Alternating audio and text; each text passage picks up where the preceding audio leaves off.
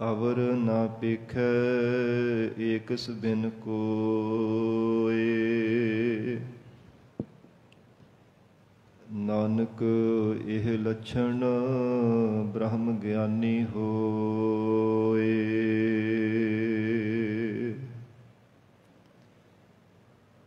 ਮੂਕ ਉਚਰਹਿ ਸ਼ਾਸਤਰ ਖਟ,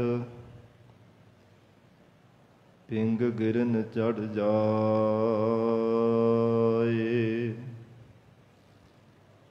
ਅੰਧ ਲਖੈ ਬਦਰੁ ਸੁਣੈ, ਜੋ ਕਾਲ ਕਿਰਪਾ ਕਰਾਏ।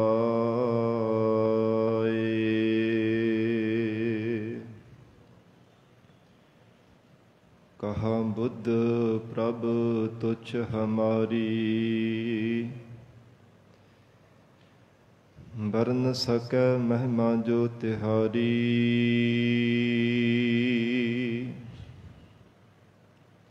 ਹਮ ਨ ਸਕਤ ਕਰ ਸਿਫਤ ਤੁਮਾਰੀ,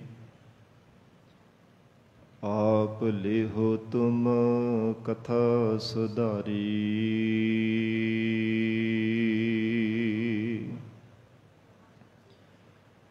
ਹਮ ਨ ਸਕਤ ਕਰ ਸਿਫਤ ਤੁਮਾਰੀ,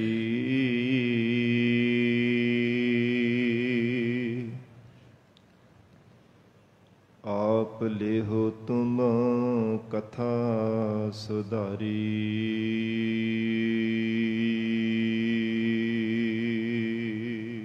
ਸਤਨਾਮ ਸ੍ਰੀ ਵਾਹਿਗੁਰੂ ਸਾਹਿਬ ਜੀ।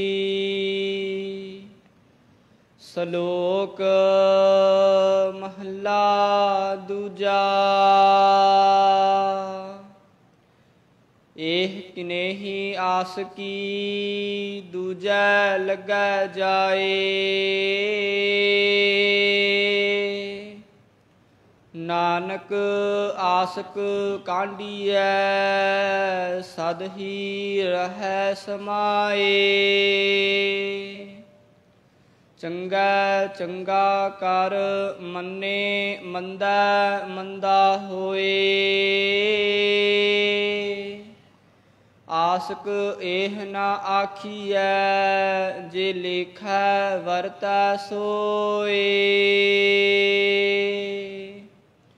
ਇਹ ਕਿਨੇਹੀ ਆਸ ਕੀ। ਵਾਹਿਗੁਰੂ ਜੀ ਕਾ ਖਾਲਸਾ, ਵਾਹਿਗੁਰੂ ਜੀ ਕੀ ਫਤਿਹ। ਰਾਜਾਨ ਰਾਜ, ਭਾਨਾਨ ਭਾਨ, ਦੇਵਾਨ ਦੇਵ, ਉਪਮਾ ਮਹਾਨ। ਪਤਿਤ ਪਾਵਨ ਭਗਤ ਵਛਲ, ਅੰਤਰਜਾਮੀ ਕਰੁਣਾ ਨਿਧਾਨ। ਗੁਰੂ ਗਰੀਬ ਨਵਾਜ, ਕਲਯੁਗ ਕੇ ਤਾਰਨਹਾਰੇ ਸ਼ਬਦ ਗੁਰੂ। ਦਸਾਂ ਹੀ ਪਾਤਸ਼ਾਹੀਆਂ ਕੇ ਆਤਮਿਕ ਸਰੂਪ, ਜੁਗੋ ਜੁਗ ਅਟਲ। ਧੰਨ ਧੰਨ ਸਤਿਗੁਰੂ ਸ੍ਰੀ ਗੁਰੂ ਗ੍ਰੰਥ ਸਾਹਿਬ ਮਹਾਰਾਜ ਸੱਚੇ ਪਾਤਸ਼ਾਹ ਜੀ ਦੀ ਪਾਵਨ ਪਵਿੱਤਰ ਹਜ਼ੂਰੀ ਅੰਦਰ ਜੁੜ ਬੈਠੇ ਗੁਰੂ ਖਾਲਸਾ ਸਾਧ ਸੰਗਤ ਜੀਓ। ਸਤਿਗੁਰੂ ਜੀ ਦੀ ਮਹਾਨ ਬਖਸ਼ਿਸ਼ ਦਾ ਸਦਕਾ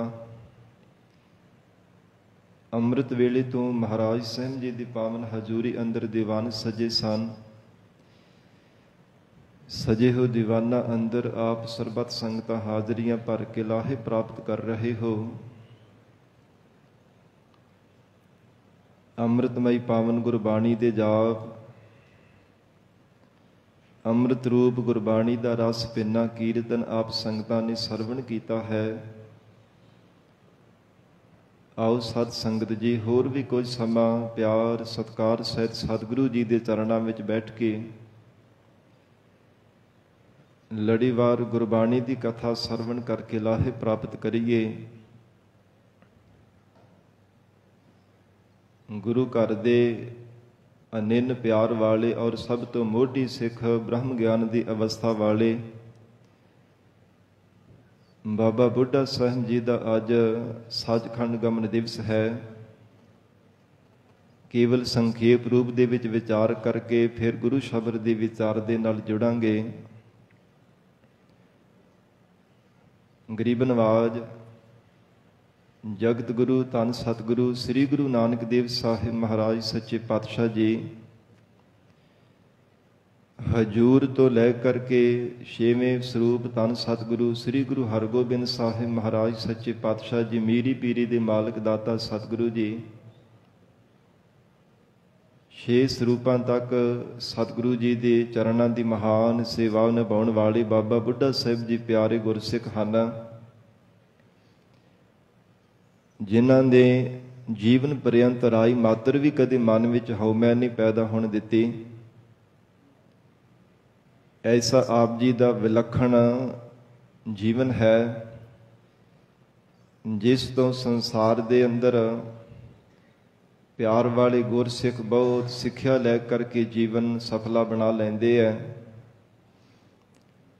ਕਿਉਂਕਿ ਬੰਦਗੀ ਕਰਨ ਵਾਲੀ ਸਤਿਪੁਰਸ਼ਾਂ ਦਾ ਜੋ ਜੀਵਨ ਹੁੰਦਾ ਹੈ ਸੰਸਾਰ ਦੇ ਲਈ ਬਹੁਤ ਲਾਭਦਾਇਕ ਹੋਇਆ ਕਰਦਾ, ਸਿੱਖਿਆ ਵਾਲਾ ਹੁੰਦਾ ਹੈ।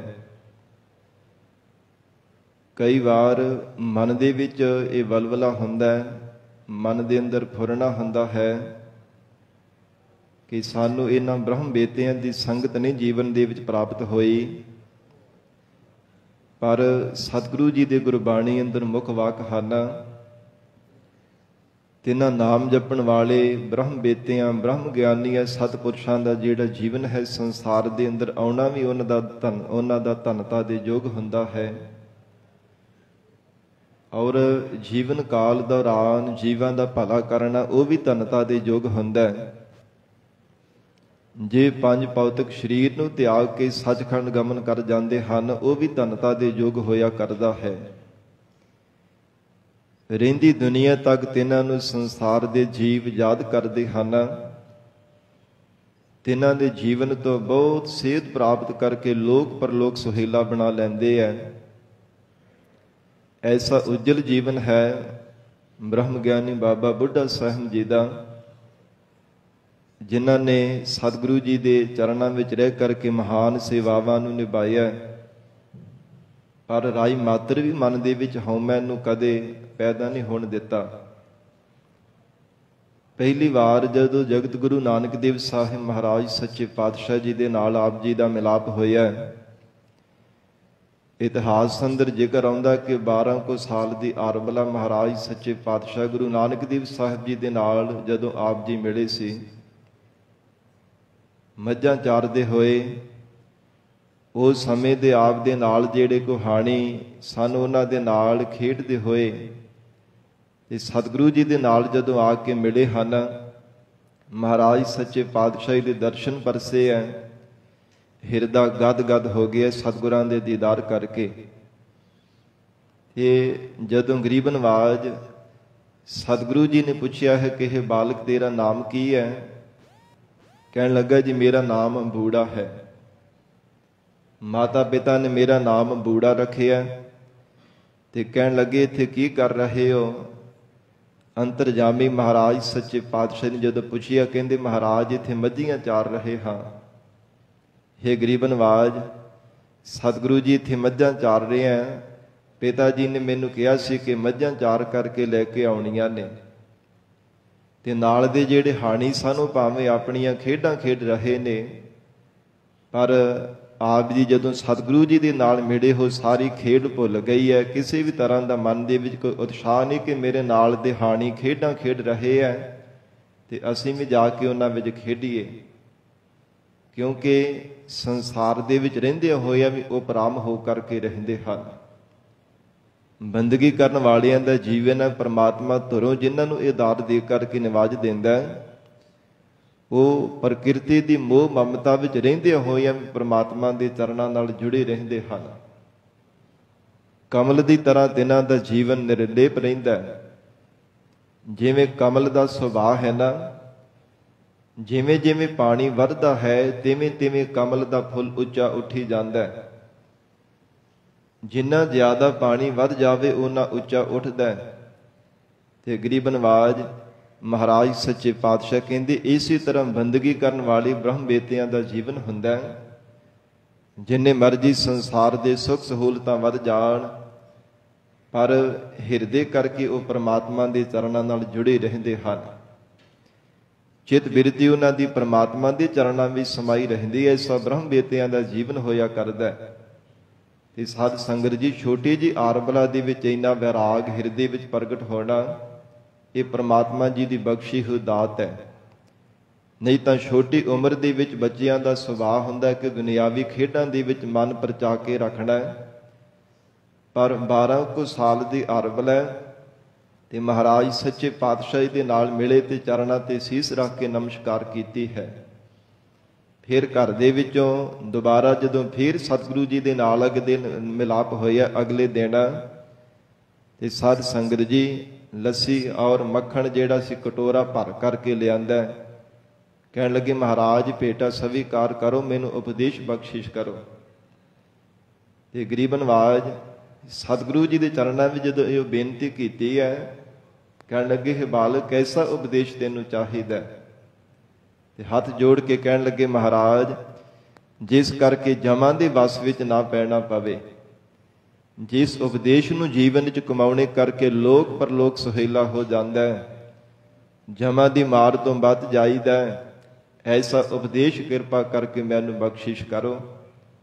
ਤੇ ਹਜੂਰ ਸੁਣ ਕਰਕੇ ਮੁਸਕਰਾਏ ਹਨ।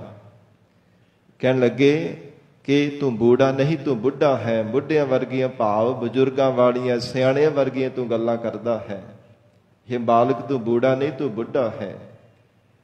ਉਸ ਦਿਨ ਤੋਂ ਫਿਰ ਸਾਧ ਸੰਗਤ ਜੀ ਜਿਹੜਾ ਨਾਮ ਹੈ ਨਾ ਬਾਬਾ ਬੁੱਢਾ ਜੀ ਕਰਕੇ ਜਿਵੇਂ ਪ੍ਰਚਲਿਤ ਹੋਇਆ, ਪਹਿਲਾ ਨਾਮ ਘਰ ਦੇ ਵਿੱਚ ਬੂੜਾ ਸੀ। ਮਾਤਾ ਪਿਤਾ ਨੇ ਬੂੜਾ ਹੀ ਨਾਮ ਰੱਖਿਆ ਸੀ। ਤੇ ਸਤਿਗੁਰੂ ਜੀ ਨੇ ਜਦੋਂ ਮੁਸਕਰਾ ਕੇ ਬਚਨ ਕੀਤਾ ਕਿ ਬੂੜਾ ਨਹੀਂ, ਤੂੰ ਬੁੱਢਾ ਹੈ, ਬਜ਼ੁਰਗਾਂ ਵਰਗੀਆਂ ਸਿਆਣਿਆਂ ਵਾਲੀਆਂ ਤੂੰ ਗੱਲਾਂ ਕਰਦਾ ਹੈ। ਤੇ ਮਹਾਰਾਜ ਸਤਿਗੁਰੂ ਜੀ ਨੇ ਫਿਰ ਜਦੋਂ ਪੁੱਛਿਆ ਕਿ ਇਹ ਬੂੜਾ, ਇਹ ਤੇਰੇ ਮਨ ਦੇ ਵਿੱਚ ਇਹਦਾ ਦਾ ਵਿਚਾਰ ਕਿੱਥੋਂ ਪੈਦਾ ਹੋਇਆ? ਇੰਨੀ ਛੋਟੀ ਜੀ ਅਰਬਲ ਹੈ, ਛੋਟੀ ਉਮਰ ਦੇ ਵਿੱਚ ਹੀ ਇਦਾਂ ਦਾ ਖਿਆਲ ਕਿਵੇਂ ਮਨ ਦੇ ਵਿੱਚ ਆਇਆ ਕਿ ਮੈਨੂੰ ਜਮਾਂ ਦੀ ਮਾਰ ਤੋਂ ਬਚਾ ਲਓ? ਹੱਥ ਜੋੜ ਕੇ ਬੇਨਤੀ ਕੀਤੀ, ਹੈ ਮਹਾਰਾਜ, ਇੱਥੇ ਪਠਾਨ ਨਗਰ ਦੇ ਵਿੱਚ ਚੱਲ ਕਰਕੇ ਆਈ ਸੀ, ਉਹਨਾਂ ਨੇ ਖੇਤ ਨੂੰ ਵੀ ਉਜਾੜਿਆ ਤੇ ਘਰਾਂ ਦੇ ਘਰ ਵੀ ਲੁੱਟ ਕਰਕੇ ਚਲੇ ਗਏ, ਕਈਆਂ ਨੂੰ ਮਾਰਿਆ ਵੀ। ਤੇ ਮਹਾਰਾਜ ਉਹ ਦੇਖ ਕਰਕੇ ਮੇਰੇ ਮਨ ਦੇ ਵਿੱਚ ਖਿਆਲ ਆਇਆ ਕਿ ਇਹ ਤਾਂ ਇਥੋਂ ਦੇ ਪਠਾਨ ਹਨ, ਜਿਹੜੇ ਪਠਾਨਾਂ ਦੀ ਤਰ੍ਹਾਂ ਜੰਮ ਆ ਕਰਕੇ ਜਦੋਂ ਜੀਵਾਂ ਨੂੰ ਕੋਹ ਕਰਕੇ ਮਾਰ ਕੇ ਲੈ ਕੇ ਜਾਂਦੇ, ਉਹਨਾਂ ਨੂੰ ਭਲਾ ਕੌਣ ਬਚਾਉਣ ਵਾਲਾ? ਦੂਸਰੀ ਬੇਨਤੀ ਕੀਤੀ, ਮਹਾਰਾਜ ਮੇਰੀ ਮਾਂ ਜਿਨ੍ਹਾਂ ਦਾ ਨਾਮ ਇਤਿਹਾਸ ਵਿੱਚ ਗੌਰਾ ਜੀ ਆਇਆ, ਕਹਿਣ ਲੱਗੇ, ਮੇਰੀ ਮਾਤਾ ਘਰ ਦੇ ਵਿੱਚ ਪਕਵਾਨ ਤਿਆਰ ਕਰਨ ਲੱਗੀ, ਲੰਗਰ ਪ੍ਰਸ਼ਾਦ ਤਿਆਰ ਕਰਨ ਲੱਗੀ ਸੀ। ਜਦੋਂ ਚੁੱਲ੍ਹੇ ਵਿੱਚ ਅੱਗ ਬਾਲ ਰਹੀ ਸੀ ਤੇ ਵੱਡੀਆਂ ਲੱਕੜਾਂ ਰੱਖੀਆਂ, ਉਹਨਾਂ ਨੂੰ ਅੱਗ ਨਹੀਂ ਸੀ ਲੱਗ ਰਹੀ। ਛੋਟੀਆਂ ਛੋਟੀਆਂ ਲੱਕੜਾਂ ਰੱਖੀਆਂ ਤੇ ਉਹਨਾਂ ਨੂੰ ਪਹਿਲਾਂ ਅੱਗ ਲੱਗ ਗਈ ਤੇ ਵੱਡੀਆਂ ਨੂੰ ਬਾਅਦ ਲੱਗ ਰਹੀ ਸੀ। ਇਹ ਸਤਿਗੁਰੂ ਜੀ ਉਹ ਦੇਖ ਕਰਕੇ ਮੇਰੇ ਮਨ ਵਿੱਚ ਇਹ ਵਿਚਾਰ ਪੈਦਾ ਹੋਇਆ ਕਿ ਪਤਾ ਨਹੀਂ ਕਿਹੜੇ ਵੇਲੇ ਪ੍ਰਮਾਤਮਾ ਦਾ ਸੱਦਾ ਆ ਜਾਵੇ, ਕਿਹੜੇ ਵੇਲੇ ਜਮ ਗਲ ਵਿੱਚ ਫਾਹਾ ਪਾ ਕੇ ਜੀਵ ਨੂੰ ਲੈ ਜਾਣ। ਮੈਂ ਤਾਂ ਜੇ ਛੋਟਾ ਹਾਂ, ਇਹ ਮੇਰਾ ਜੀਵਨ ਵੀ ਇੱਕ ਲੱਕੜ ਦੀ ਤਰ੍ਹਾਂ ਹੀ ਹੈ ਨਾ, ਸਰੀਰ ਪ੍ਰਮਾਤਮਾ ਨੇ ਲੱਕੜ ਦੀ ਤਰ੍ਹਾਂ ਹੀ ਬਣਾਇਆ ਹੋਇਆ।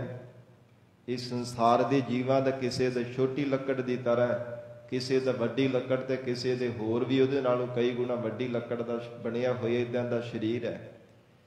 ਜਦੋਂ ਇਹ ਬੇਨਤੀ ਕਰਕੇ ਦੱਸ ਰਹੇ ਤੇ ਮਹਾਰਾਜ ਸੱਚੇ ਪਾਤਸ਼ਾਹ ਜੀ ਨੇ ਮੁਸਕਰਾ ਕੇ ਬਚਨ ਕੀਤਾ, ਤੂੰ ਬੂੜਾ ਨਹੀਂ ਬੁੱਢਾ ਹੈ।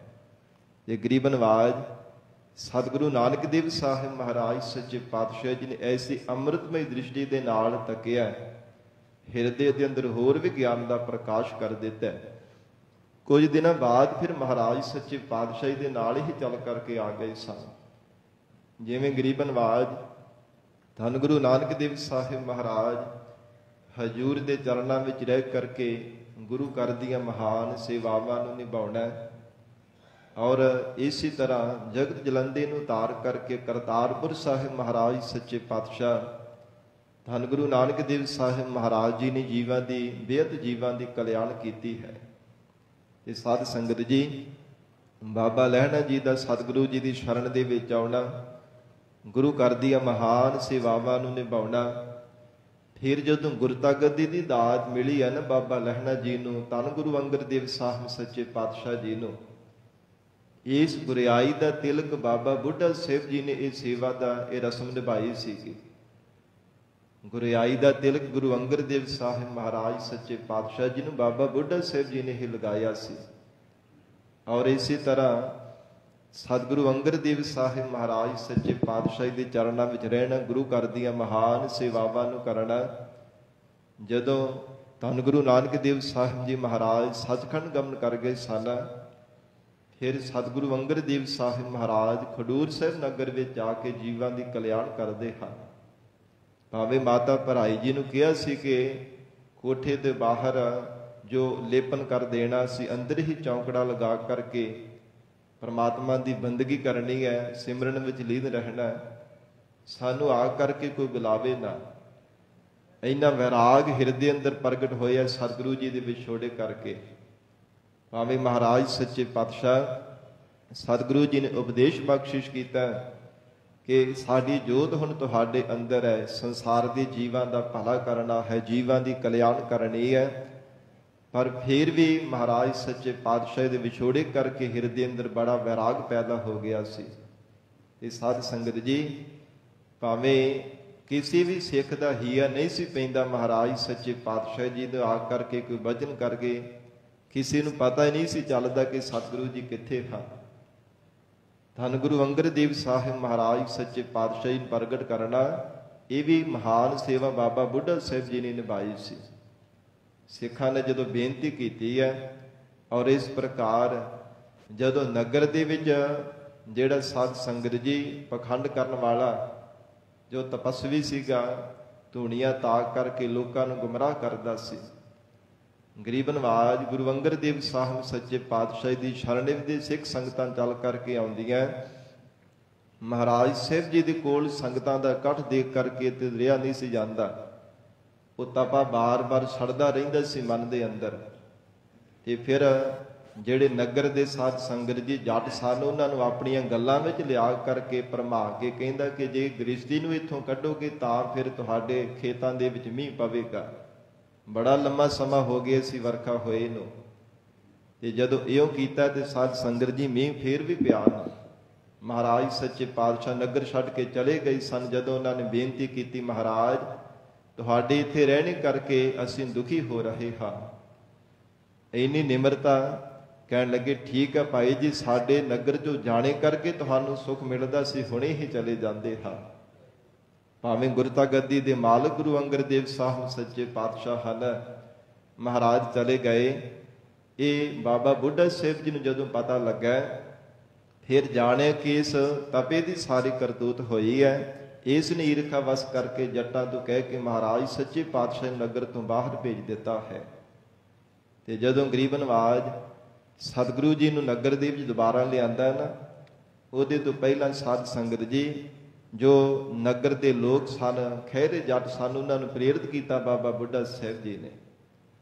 ਕਹਿੰਦੇ ਜਿਹਦੇ ਕਰਕੇ ਤੁਸੀਂ ਕਹਿੰਦੇ ਸੀ ਤਪੇ ਦੇ ਕਰਕੇ ਕਿ ਮਹਾਰਾਜ ਤੋਂ ਚਲੇ ਜਾਓ, ਵਰਖਾ ਪਵੇਗੀ, ਮੀਂਹ ਤਾਂ ਫੇਰ ਵੀ ਨਹੀਂ ਪਿਆ। ਜਦੋਂ ਵਰਖਾ ਨਹੀਂ ਹੋਈ, ਬੜੇ ਨੂੰ ਜੰਤਰ ਮੰਤਰ ਪੜ੍ਹ ਕੇ ਦੇਖ ਲਏ। ਆਖਰਕਾਰ ਬਾਬਾ ਬੁੱਢਾ ਸਾਹਿਬ ਜੀ ਨੇ ਫਿਰ ਬਚਨ ਕੀਤਾ, ਕਹਿੰਦੇ ਤੁਹਾਡੇ ਨਾਲ ਅਸੀਂ ਇਕਰਾਰ ਕਰਦੇ ਹਾਂ, ਜੇ ਇਸ ਤਪੇ ਨੂੰ ਇੱਥੋਂ ਕੁੱਟ ਕਰਕੇ ਬਾਹਰ ਕੱਢੋਗੇ, ਜਿਸ ਵੀ ਖੇਤ ਵਿੱਚ ਧੂ ਕਰਕੇ ਲੈ ਕੇ ਜਾਓਗੇ, ਉੱਥੇ ਉੱਥੇ ਜ਼ਿਆਦਾ ਮੀਂਹ ਪਵੇਗਾ। ਤੁਹਾਡੇ ਨਾਲ ਬਚਨ ਕਰਦੇ ਹਾਂ। ਇਸੇ ਤਰ੍ਹਾਂ ਹੋਇਆ। ਖਹਿਰੇ ਜੱਟਾਂ ਨੇ ਬੜਾ ਕੁਟਾਪਾ ਚਾੜਿਆ ਤਪੇ ਨੂੰ। ਤੇ ਜਦੋਂ ਸਾਧ ਸੰਗਤ ਜੀ ਗੁੱਸੇ ਵਿੱਚ ਆਏ ਤੇ ਆਕਾਸ਼ ਦੇ ਵਿੱਚ ਬੱਦਲ ਛਾ ਗਏ ਨੇ। ਜਦੋਂ ਇੱਕ ਦੋ ਨੇ ਆ ਕਰਕੇ ਉਹਦੇ ਸਾਧ ਸੰਗਤ ਜੀ ਮੌਰਾਂ ਦੇ ਕਿਸੇ ਨੇ ਲੱਤ ਮਾਰੀ, ਕਿਸੇ ਨੇ ਚਪੇੜ ਮਾਰੀ ਹੈ, ਬਹੁਤ ਕੁਟਾਪਾ ਚਾੜਿਆ। ਜਿਵੇਂ ਜਿਵੇਂ ਕੁੱਟਦੇ ਤਿਵੇਂ ਤਿਵੇਂ ਮੀਂਹ ਜ਼ਿਆਦਾ ਪੈਂਦਾ। ਤੇ ਜਦੋਂ ਖੇਤਾਂ ਵੱਲ ਧੂ ਕੇ ਲੈ ਗਏ ਨੇ ਸਾਧ ਸੰਗਤ ਜੀ, ਕਿਸੇ ਦੇ ਹੱਥ ਵਿੱਚ ਲੱਤ ਆ ਗਈ, ਕਿਸੇ ਦੇ ਬਾਂਹ ਖਿੱਚ ਧੂ ਕਰਕੇ ਸਰੀਰ ਹੀ ਉਹਦਾ ਲੀਰੋ ਲੀਰ ਕਰ ਦਿੱਤਾ ਸੀ। ਤੇ ਜਿਸ ਵੀ ਖੇਤ ਵੱਲ ਧੂ ਕੇ ਲੈ ਕੇ ਜਾਂਦੇ, ਉੱਥੇ ਜ਼ਿਆਦਾ ਵਰਖਾ ਹੁੰਦੀ ਸੀ। ਇਉਂ ਇਸ ਮਹਾਨ ਸੇਵਾ ਨੂੰ ਨਿਭਾਇਆ ਬਾਬਾ ਬੁੱਢਾ ਸਾਹਿਬ ਜੀ ਨੇ। ਫਿਰ ਗੁਰੂ ਅੰਗਦ ਦੇਵ ਸਾਹਿਬ ਮਹਾਰਾਜ ਸੱਚੇ ਪਾਤਸ਼ਾਹ ਨਗਰ ਦੇ ਵਿੱਚ ਲੈ ਕਰਕੇ ਆਏ ਸਨ। ਔਰ ਇਸੇ ਤਰ੍ਹਾਂ ਤੀਸਰੇ ਪਾਤਸ਼ਾਹ ਧੰਨ ਗੁਰੂ ਅਮਰਦਾਸ ਸਾਹਿਬ ਮਹਾਰਾਜ ਜੀ ਦੀ ਸ਼ਰਨ ਵਿੱਚ ਰਹਿ ਕੇ ਮਹਾਨ ਸੇਵਾਵਾਂ ਨੂੰ ਨਿਭਾਇਆ। ਜਦੋਂ ਗਰੀਬ ਨਵਾਜ ਜੋ ਸੰਨ ਸਾਹਿਬ ਵਾਲੇ ਪਾਵਨ ਅਸਥਾਨ ਤੇ ਮਹਾਰਾਜ ਸੱਚੇ ਪਾਤਸ਼ਾਹ ਜੀ ਗੁਪਤ ਰੂਪ ਦੇ ਵਿੱਚ ਬੈਠ ਗਏ ਸਨ।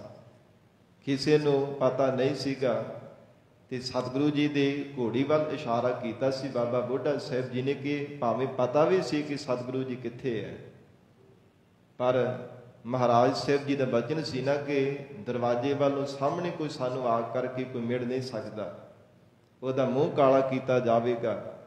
ਤੇ ਫਿਰ ਸੰਨ ਲਾ ਕੇ ਨਾ ਸਾਧ ਸੰਗਤ ਜੀ, ਸੰਨ ਸਾਹਿਬ ਤਾਂ ਹੀ ਅਸਥਾਨ ਦਾ ਨਾਮ ਪਿਆ ਸਤਿਗੁਰੂ ਜੀ ਦੀ ਯਾਦ ਵਿੱਚ। ਜੋ ਸੰਨ ਲਾ ਕਰਕੇ ਮਘੋਰੇ ਥਾਣੀ ਬਾਬਾ ਬੁੱਢਾ ਸਾਹਿਬ ਜੀ ਪ੍ਰਵੇਸ਼ ਹੋ ਕੇ ਮਹਾਰਾਜ ਸੱਚੇ ਪਾਤਸ਼ਾਹ ਜੀ ਨੂੰ ਪ੍ਰਗਟ ਕੀਤਾ ਗੁਰੂ ਅਮਰਦਾਸ ਸਾਹਿਬ ਜੀ ਨੂੰ। ਔਰ ਇਸੇ ਪ੍ਰਕਾਰ ਸਤਿਗੁਰੂ ਰਾਮਦਾਸ ਸਾਹਿਬ ਮਹਾਰਾਜ ਜੀ ਦੀ ਸ਼ਰਨ ਵਿੱਚ ਰਹਿ ਕੇ ਮਹਾਨ ਸੇਵਾਵਾਂ ਨੂੰ ਨਿਭਾਇਆ।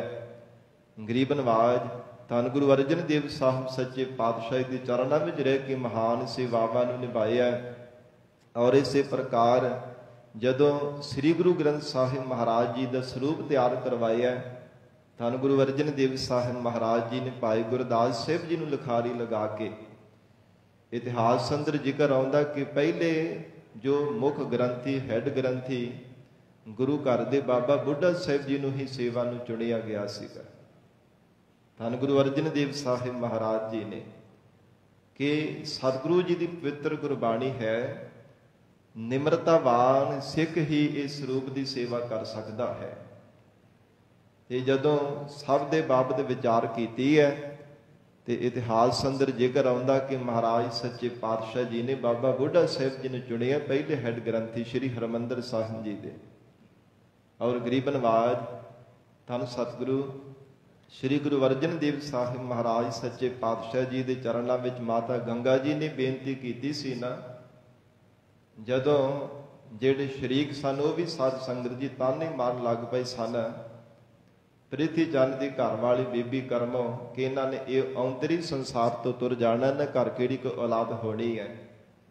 ਵੈਰਾਗ ਵਿੱਚ ਆ ਕੇ ਮਾਤਾ ਗੰਗਾ ਜੀ ਬੇਨਤੀ ਕਰਦੇ ਹੈ ਤੇ ਸਤਿਗੁਰੂ ਜੀ ਨੇ ਬਾਬਾ ਬੁੱਢਾ ਸਾਹਿਬ ਜੀ ਨੂੰ ਮਾਣ ਦਿਵਾਉਣ ਦੇ ਵਾਸਤੇ ਬਚਨ ਕੀਤਾ ਸੀ, ਇਹ ਗੰਗਾ ਜੀ ਜੇ ਪੁੱਤਰ ਦੀ ਦਾਤ ਚਾਹੁੰਦੇ ਹੋ ਤੇ ਬਾਬਾ ਬੁੱਢਾ ਸਾਹਿਬ ਜੀ ਪੂਰਨ ਬ੍ਰਹਮ ਗਿਆਨੀ ਗੁਰਸਿੱਖ ਹਨ, ਤੇ ਇਹਨਾਂ ਦੇ ਪਾਸ ਜਾ ਕੇ ਬੇਨਤੀ ਕਰੋ, ਗੁਰੂ ਨਾਨਕ ਦੇਵ ਸਾਹਿਬ ਮਹਾਰਾਜ ਤੁਹਾਡੀ ਮੁਰਾਦ ਜ਼ਰੂਰ ਪੂਰੀ ਕਰਨਗੇ। ਔਰ ਮਾਤਾ ਗੰਗਾ ਜੀ ਨੂੰ ਪੁੱਤਰ ਦਾ ਵਰਦਾਨ ਦਾ ਇਹ ਬਚਨ ਕਰਨਾ ਹੈ ਵੀ ਬਾਬਾ ਬੁੱਢਾ ਸਾਹਿਬ ਜੀ ਨੇ ਸੇਵਾ ਨੂੰ ਨਿਭਾਇਆ। ਧੰਨ ਗੁਰੂ ਹਰਗੋਬਿੰਦ ਸਾਹਿਬ ਮਹਾਰਾਜ ਸੱਚੇ ਪਾਤਸ਼ਾਹੀ ਦਾ ਆਗਮਨ ਹੋਣਾ ਇਹ ਬ੍ਰਹਮ ਗਿਆਨੀ ਬਾਬਾ ਬੁੱਢਾ ਸਾਹਿਬ ਜੀ ਦੇ ਬਚਨਾਂ ਦੇ ਨਾਲ ਹੋਇਆ। ਔਰ ਸਾਧ ਸੰਗਤ ਜੀ, ਜਦੋਂ ਧੰਨ ਸਤਿਗੁਰੂ ਸ੍ਰੀ ਗੁਰੂ ਹਰਗੋਬਿੰਦ ਸਾਹਿਬ ਮਹਾਰਾਜ ਸੱਚੇ ਪਾਤਸ਼ਾਹ ਹਜੂਰ ਨੂੰ ਗੁਰਤਾ ਗੱਦੀ ਦੀ ਦਾਤ ਪ੍ਰਾਪਤ ਹੋਈ ਹੈ ਨਾ, ਸਤਿਗੁਰੂ ਜੀ ਦੇ ਜੋ ਜੋਤੀ ਜੋਤ ਸਮਾਉਣ ਤੋਂ ਬਾਅਦ ਗਰੀਬ ਨਵਾਜ ਗੁਰੂ ਅਰਜਨ ਦੇਵ ਸਾਹਿਬ ਮਹਾਰਾਜ ਸੱਚੇ ਪਾਤਸ਼ਾਹੀ ਦੀ ਜਦੋਂ ਤੋਂ ਸ਼ਹਾਦਤ ਹੁੰਦੀ ਹੈ, ਸਤਿਗੁਰੂ ਜੀ ਨੇ ਜੋਤੀ ਜੋਤ ਸਮਾਉਣ ਤੋਂ ਪਹਿਲਾਂ ਜੋ ਬਚਨ ਕੀਤਾ ਸੀ ਕਿ ਸਾਹਿਬਜ਼ਾਦੇ ਨੇ ਜੋ ਸ਼ਮਸ਼ੀਰਾਂ ਧਾਰਨ ਕਰਵਾਉਣੀਆਂ, ਔਰ ਮਹਾਰਾਜ ਸੱਚੇ ਪਾਤਸ਼ਾਹ ਨੇ ਬਚਨ ਕੀਤਾ ਸੀ ਕਿ ਜਿਵੇਂ ਬਾਬਾ ਬੁੱਢਾ ਸਾਹਿਬ ਜੀ ਆਪ ਜੀ ਨੂੰ ਕਹਿਣੇ ਇਹਨਾਂ ਦਾ ਬਚਨ ਨਹੀਂ ਕਦੇ ਵੀ ਮੋੜਨਾ। ਇਹ ਸਾਹਿਬਜ਼ਾਦਾ ਜੀ ਭਾਵੇਂ ਆਪ ਜੀ ਗੁਰਤਾ ਗੱਦੀ ਦੀ ਤਖਤ ਤੇ ਬੈਠ ਜਾਵੋ, ਹੋਰ ਕਿਸੇ ਗੁਰਸਿੱਖ ਦਾ ਭਾਵੇਂ ਬਚਨ ਆਪਨੇ ਟਾਲ ਦੇਣਾ, ਪਰ ਬਾਬਾ ਬੁੱਢਾ ਸਾਹਿਬ ਜੀ ਦਾ ਬਚਨ ਨਹੀਂ ਕਦਾ ਚਿੱਤ ਵੀ ਟਾਲਣਾ। ਕਿੰਨੀ ਵੱਡੀ ਤਾਕਤ ਹੋਵੇਗੀ, ਕਿੰਨੀ ਵੱਡੀ ਸ਼ਕਤੀ ਹੋਵੇਗੀ ਜੋ ਪਿਤਾ ਸਤਿਗੁਰੂ ਗੁਰੂ ਅਰਜਨ ਦੇਵ ਸਾਹਿਬ ਮਹਾਰਾਜ ਸੱਚੇ ਪਾਤਸ਼ਾਹ ਜੀ ਨੇ ਧੰਨ ਗੁਰੂ ਹਰਗੋਬਿੰਦ ਸਾਹਿਬ ਮਹਾਰਾਜ ਜੀ ਨੂੰ ਬਚਨ ਕੀਤਾ। ਤੇ ਸਾਧ ਸੰਗਤ ਜੀ ਇਸੇ ਤਰ੍ਹਾਂ ਹੀ ਹੈ, ਇਤਿਹਾਸ ਅੰਦਰ ਜ਼ਿਕਰ ਆਉਂਦਾ ਹੈ ਕਿ ਹਰਮੰਦਰ ਸਾਹਿਬ ਅੰਮ੍ਰਿਤਸਰ ਸਾਹਿਬ ਤੋਂ ਜਦੋਂ ਕਿਤੇ ਬਾਹਰ ਜਾਣਾ ਜਾਂ ਕਿਸੇ ਸਿੱਖ ਨੇ ਯਾਦ ਕਰਨਾ ਭਾਵਨਾ ਦੇ ਨਾਲ, ਤੇ ਬਾਬਾ ਬੁੱਢਾ ਸਾਹਿਬ ਜੀ ਦੀ ਸਲਾਹ ਲੈ ਕੇ ਵਿਚਾਰ ਕਰਕੇ ਫਿਰ ਗੁਰੂ ਹਰਗੋਬਿੰਦ ਸਾਹਿਬ ਮਹਾਰਾਜ ਸੱਚੇ ਪਾਤਸ਼ਾਹ ਦੀ ਦਾਇਆ ਕਰਦੇ ਹੈ।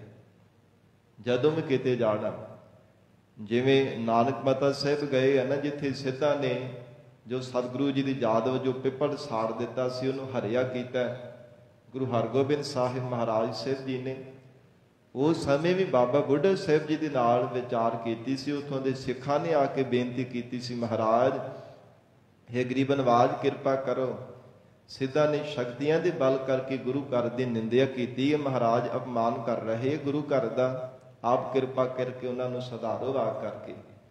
ਨਾਨਕ ਮਾਤਾ ਸਾਹਿਬ ਮਹਾਰਾਜ ਸੱਚੇ ਪਾਤਸ਼ਾਹ ਕੇ ਬਾਬਾ ਬੁੱਢਾ ਸਾਹਿਬ ਜੀ ਨੂੰ ਇੱਥੋਂ ਸੇਵਾ ਸੌਂਪ ਕਰਕੇ ਕਿ ਮਗਰੋਂ ਜਿੰਨੀ ਵੀ ਸੰਗਤ ਚੱਲ ਕਰਕੇ ਆਵੇ ਉਹਨਾਂ ਨੂੰ ਆਪ ਨੇ ਉਪਦੇਸ਼ ਦੇਣਾ। ਤੇ ਸਤ ਸੰਗਤ ਜੀ ਜੋ ਸੰਗਤਾਂ ਪਿਆਰ ਤੇ ਭਾਵਨਾ ਦੇ ਨਾਲ ਚੱਲ ਕਰਕੇ ਆਉਂਦੀਆਂ ਸਨ, ਇਤਿਹਾਸ ਵਿੱਚ ਜ਼ਿਕਰ ਆਉਂਦਾ ਹੈ ਕਿ ਤਿੰਨਾਂ ਨੂੰ ਗੁਰੂ ਘਰ ਦੇ ਗੁਰੂ ਕੇ ਬਾਣੀ ਦੀ ਸ਼ਬਦ ਪੜ੍ਹ ਕਰਕੇ ਸੁਣਾਇਆ ਕਰਦੇ ਬਾਬਾ ਬੁੱਢਾ ਸਾਹਿਬ ਜੀ। ਫਿਰ ਜਿਹੜੀ ਚੌਂਕੀ ਦੀ ਜਿਹੜੀ ਮਰਜ਼ਾਦਾ ਚੱਲੀ ਹੈ ਨਾ, ਚੌਂਕੀ ਸੰਗਤ ਕੱਢਦੀ ਮਿਲ ਕਰਕੇ, ਉਹ ਵੀ ਬਾਬਾ ਬੁੱਢਾ ਸਾਹਿਬ ਜੀ ਨੇ ਚਲਾਈ ਸੀ। ਔਰ ਇਸੇ ਪ੍ਰਕਾਰ ਜਦੋਂ ਗੁਰੂ ਹਰਗੋਬਿੰਦ ਸਾਹਿਬ ਮਹਾਰਾਜ ਸਤਿਗੁਰੂ ਜੀ ਗਵਾਲੀਅਰ ਦੇ ਕਿਲੇ ਵਿੱਚ ਸਨ, ਮੀਰੀ ਪੀਰੀ ਦੇ ਮਾਲਕ ਦਾਤਾ ਸਤਿਗੁਰੂ ਜੀ ਉਸ ਸਮੇਂ ਵੀ ਵੱਡੀ ਗਿਣਤੀ ਵੀ ਸੰਗਤ ਦਾ ਕਾਫਲਾ ਲੈ ਕਰਕੇ ਬਾਬਾ ਬੁੱਢਾ ਸਾਹਿਬ ਜੀ ਪਹੁੰਚੇ ਸਨ। ਅੰਦਰ ਨਹੀਂ ਸਨ ਭਾਵੇਂ ਕਿਲੇ ਤੇ ਪ੍ਰਵੇਸ਼ ਹੋਣ ਦਿੰਦੇ, ਪਰ ਕਿਲੇ ਦੀਆਂ ਪਰਿਕਰਮਾ ਕੀਤੀਆਂ ਸੰਗਤ ਨੂੰ ਨਾਲ ਲੈ ਕੇ। ਉਸ ਸਮੇਂ ਤੋਂ ਇਹ ਸਤ ਸੰਗਤ ਜੀ ਗੁਰੂ ਘਰ ਦੀ ਮਰਜ਼ਾਦਾ ਚੱਲੀ ਹੈ, ਜਿਹੜੀ ਚੌਂਕੀ ਗੁਰੂ ਘਰ ਦੇ ਵਿੱਚ ਕੱਢਦੇ ਹਨ। ਗਰੀਬ ਨਵਾਜ ਧੰਨ ਗੁਰੂ ਹਰਗੋਬਿੰਦ ਸਾਹਿਬ ਮਹਾਰਾਜ ਸੱਚੇ ਪਾਤਸ਼ਾਹ ਹਜੂਰ ਦੇ ਚਰਨਾਂ ਵਿੱਚ ਰਹਿ ਕਰਕੇ ਮਹਾਨ ਸੇਵਾਵਾਂ ਨੂੰ ਨਿਭਾਇਆ।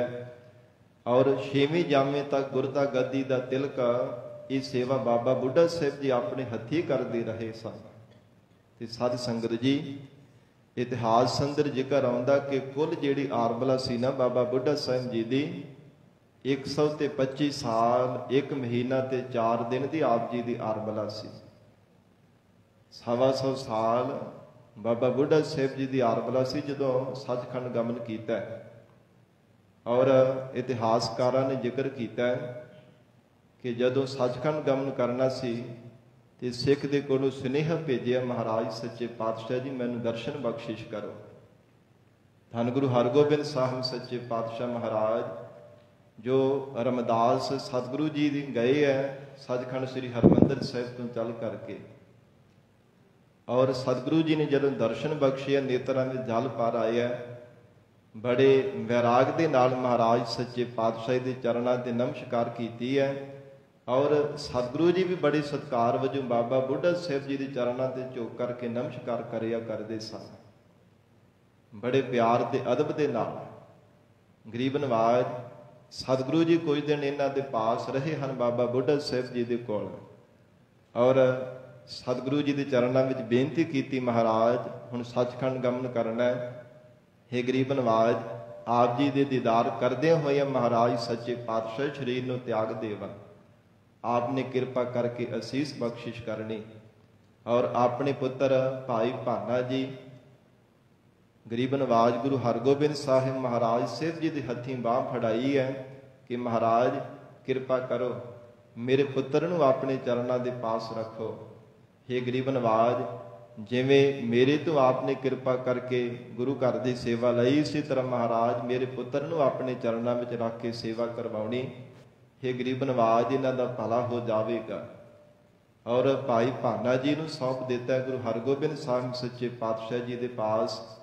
ਫਿਰ ਸਾਧ ਸੰਗਤ ਜੀ ਜਦੋਂ ਸੱਚਖੰਡ ਗਮਨ ਕਰਨਾ ਸੀ ਬਾਬਾ ਬੁੱਢਾ ਸਾਹਿਬ ਜੀ ਨੇ, ਉਸ ਸਮੇਂ ਭਾਈ ਲੰਗਾਹ ਜੀ, ਭਾਈ ਜੇਠਾ ਜੀ, ਭਾਈ ਗੁਰਦਾਸ ਸਾਹਿਬ ਜੀ ਦੇ ਆਦਿਕ ਜਿਹੜੇ ਕੋਈ ਮੁਖੀ ਸਿੱਖ ਸਨ, ਉਹ ਵੀ ਨਾਲ ਮਹਾਰਾਜ ਸੱਚੇ ਪਾਤਸ਼ਾਹ ਦੇ ਚੱਲ ਕਰਕੇ ਆਏ ਸਨ ਰਮਦਾਸ ਨਗਰ ਦੇ ਵਿੱਚ, ਜਿੱਥੇ ਬਾਬਾ ਜੀ ਦੀ ਯਾਦ ਦੇ ਵਿੱਚ ਜੋ ਅਸਥਾਨ ਬਣਿਆ ਹੋਇਆ। ਔਰ ਜਦੋਂ ਗਰੀਬ ਨਵਾਜ ਮਹਾਰਾਜ ਗੁਰਬਾਣੀ ਦੀ ਸ਼ਬਦ ਪੜ੍ਹ ਕਰਕੇ ਉਪਦੇਸ਼ ਬਖਸ਼ਿਸ਼ ਕਰਦੇ ਹੈ, ਨੇਤਰਾਂ ਦੇ ਵਿੱਚੋਂ ਜਲ ਵੈਰਾਗ ਬੜਾ ਪ੍ਰਗਟ ਹੁੰਦਾ ਹੈ। ਫਿਰ ਵੱਡੇ ਸਤਿਗੁਰੂ ਜੀ ਦੇ ਜਿਹੜੇ ਕੌਤਕ ਹਨ, ਮਹਾਰਾਜ ਸੱਚੇ ਪਾਤਸ਼ਾਹ ਦੇ ਕੌਤਕ ਯਾਦ ਕਰ ਕਰਕੇ ਮੁਸਕਰਾਉਂਦੇ ਹਨ। ਧੰਨ ਗੁਰੂ ਹਰਗੋਬਿੰਦ ਸਾਹਿਬ ਮਹਾਰਾਜ ਕਹਿੰਦੇ ਹਨ, ਬਾਬਾ ਜੀ ਵੱਡੇ ਸਤਿਗੁਰਾਂ ਦੇ ਜੀਵਨ ਦੇ ਵਿੱਚੋਂ ਕੌਤਕ ਦੱਸੋ, ਕਿਉਂਕਿ ਪਹਿਲੇ ਜਾਮੇ ਤੋਂ ਲੈ ਕੇ ਧੰਨ ਗੁਰੂ ਹਰਗੋਬਿੰਦ ਸਾਹਿਬ ਮਹਾਰਾਜ ਸੱਚੇ ਪਾਤਸ਼ਾਹ ਦੇ ਸਮੇਂ ਤੱਕ ਗੁਰੂ ਘਰ ਦੇ ਵਿੱਚ ਰਹਿ ਕੇ ਨਿਮਰਤਾ ਦੇ ਘਰ ਵਿੱਚ ਰਹਿ ਕੇ ਸੇਵਾ ਕਰਦੇ ਰਹੇ ਸਨ। ਤੇ ਸਤਿਗੁਰੂ ਜੀ ਦੇ ਜੀਵਨ ਕੌਤਕ ਮਹਾਰਾਜ ਸੱਚੇ ਪਾਤਸ਼ਾਹ ਦੇ ਹੈਰਾਨੀ ਜਨਕ ਲੀਲਾ ਬਾਬਾ ਬੁੱਢਾ ਸਾਹਿਬ ਜੀ ਤੋਂ ਸੁਣ ਰਹੇ ਨੇ ਗੁਰੂ ਹਰਗੋਬਿੰਦ ਸਾਹਿਬ ਸੱਚੇ ਪਾਤਸ਼ਾਹ ਮਹਾਰਾਜ। ਫਿਰ ਉਹ ਸਮਾਂ ਆਇਆ ਸਾਧ ਸੰਗਤ ਜੀ ਜੋ ਜਿਹਦਾ ਇਤਿਹਾਸ ਵਿੱਚ ਜ਼ਿਕਰ ਆਉਂਦਾ ਕਿ 1688 ਬਿਕਰਮੀ ਔਰ ਮੱਘਰ ਸੁਦੀ 14 ਨੂੰ ਜਦੋਂ ਬਾਬਾ ਬੁੱਢਾ ਸਾਹਿਬ ਜੀ ਨੇ ਆਪਣਾ ਸਰੀਰ ਤਿਆਗਣਾ ਕੀਤਾ, ਸੱਚਖੰਡ ਗਮਨ ਕੀਤਾ ਹੈ ਰਮਦਾਸ ਨਗਰ ਦੇ ਵਿੱਚ, ਤੇ ਗਰੀਬ ਨਵਾਜ ਗੁਰੂ ਹਰਗੋਬਿੰਦ ਸਾਹਿਬ ਮਹਾਰਾਜ ਸੱਚੇ ਪਾਤਸ਼ਾਹ ਨੇ ਚੰਦਨ ਦੀ ਚਿਖਾ ਆਪਣੇ ਹੱਥੀਂ ਸਜਾ ਕਰਕੇ ਜੋ ਅੰਤਮ ਜਿਹੜਾ ਸਾਧ ਸੰਗਤ ਜੀ ਰਸਮ ਸੀ ਨਾ, ਉਹਨੂੰ ਆਪ ਆਪਣੇ ਹੱਥੀਂ ਕੀਤਾ ਹੈ। ਚਿਖਾ ਤਿਆਰ ਕੀਤੀ ਹੈ, ਪਾਵਨ ਸਰੀਰ ਉੱਪਰ ਜੋ ਲਟਾਇਆ ਗਿਆ, ਤੇ ਨਾਲ ਭਾਈ ਭਾਨਾ ਜੀ ਬਾਬਾ ਬੁੱਢਾ ਸਾਹਿਬ ਜੀ ਦੇ ਸਾਹਿਬਜ਼ਾਦਾ, ਉਹਨਾਂ ਨੂੰ ਫਿਰ ਸਾਧ ਸੰਗਤ ਜੀ ਚੰਡਾ ਲਾਉਣ ਦੀ ਜਿਹੜੀ ਰਸਮ ਸੀ ਅਦਾ ਕੀਤੀ ਹੈ।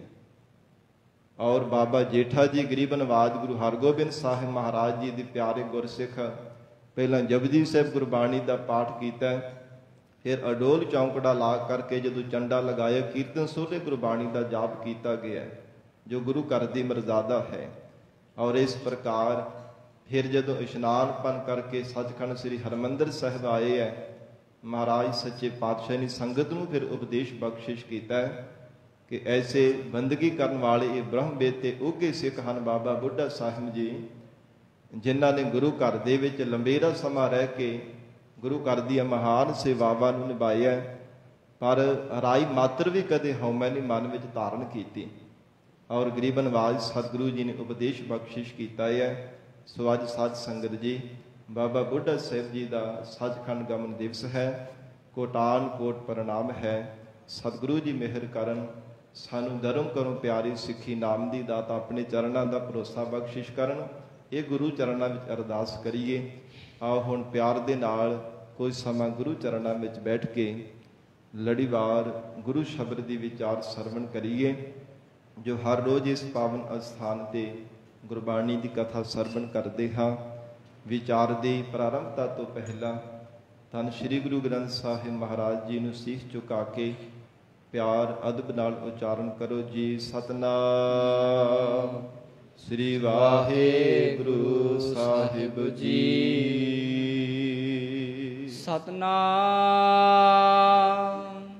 ਸ੍ਰੀ ਵਾਹਿਗੁਰੂ ਸਾਹਿਬ ਜੀ। ਸ਼ਲੋਕ ਮਹੱਲਾ ਦੂਜਾ। ਧੰਨ ਸਤਿਗੁਰੂ ਸ੍ਰੀ ਗੁਰੂ ਅੰਗਦ ਦੇਵ ਸਾਹਿਬ ਸੱਚੇ ਪਾਤਸ਼ਾਹ ਜੀ ਮਹਾਰਾਜ ਪਾਵਨ ਲੜੀਵਾਰ ਗੁਰੂ ਸ਼ਬਦ ਦੇ ਵਿਚਾਰ ਅੰਦਰ ਉਪਦੇਸ਼ ਬਖਸ਼ਿਸ਼ ਕਰਦੇ ਹਨ। ਇਹ ਕਿਨੇਹੀ ਆਸ ਕੀ ਦੂਜਾ ਬੇਨਤੀ ਕੀਤੀ ਹੈ ਗਰੀਬ ਨਵਾਜ ਸਤਿਗੁਰੂ ਜੀ ਦੇ ਚਰਨਾਂ ਵਿੱਚ।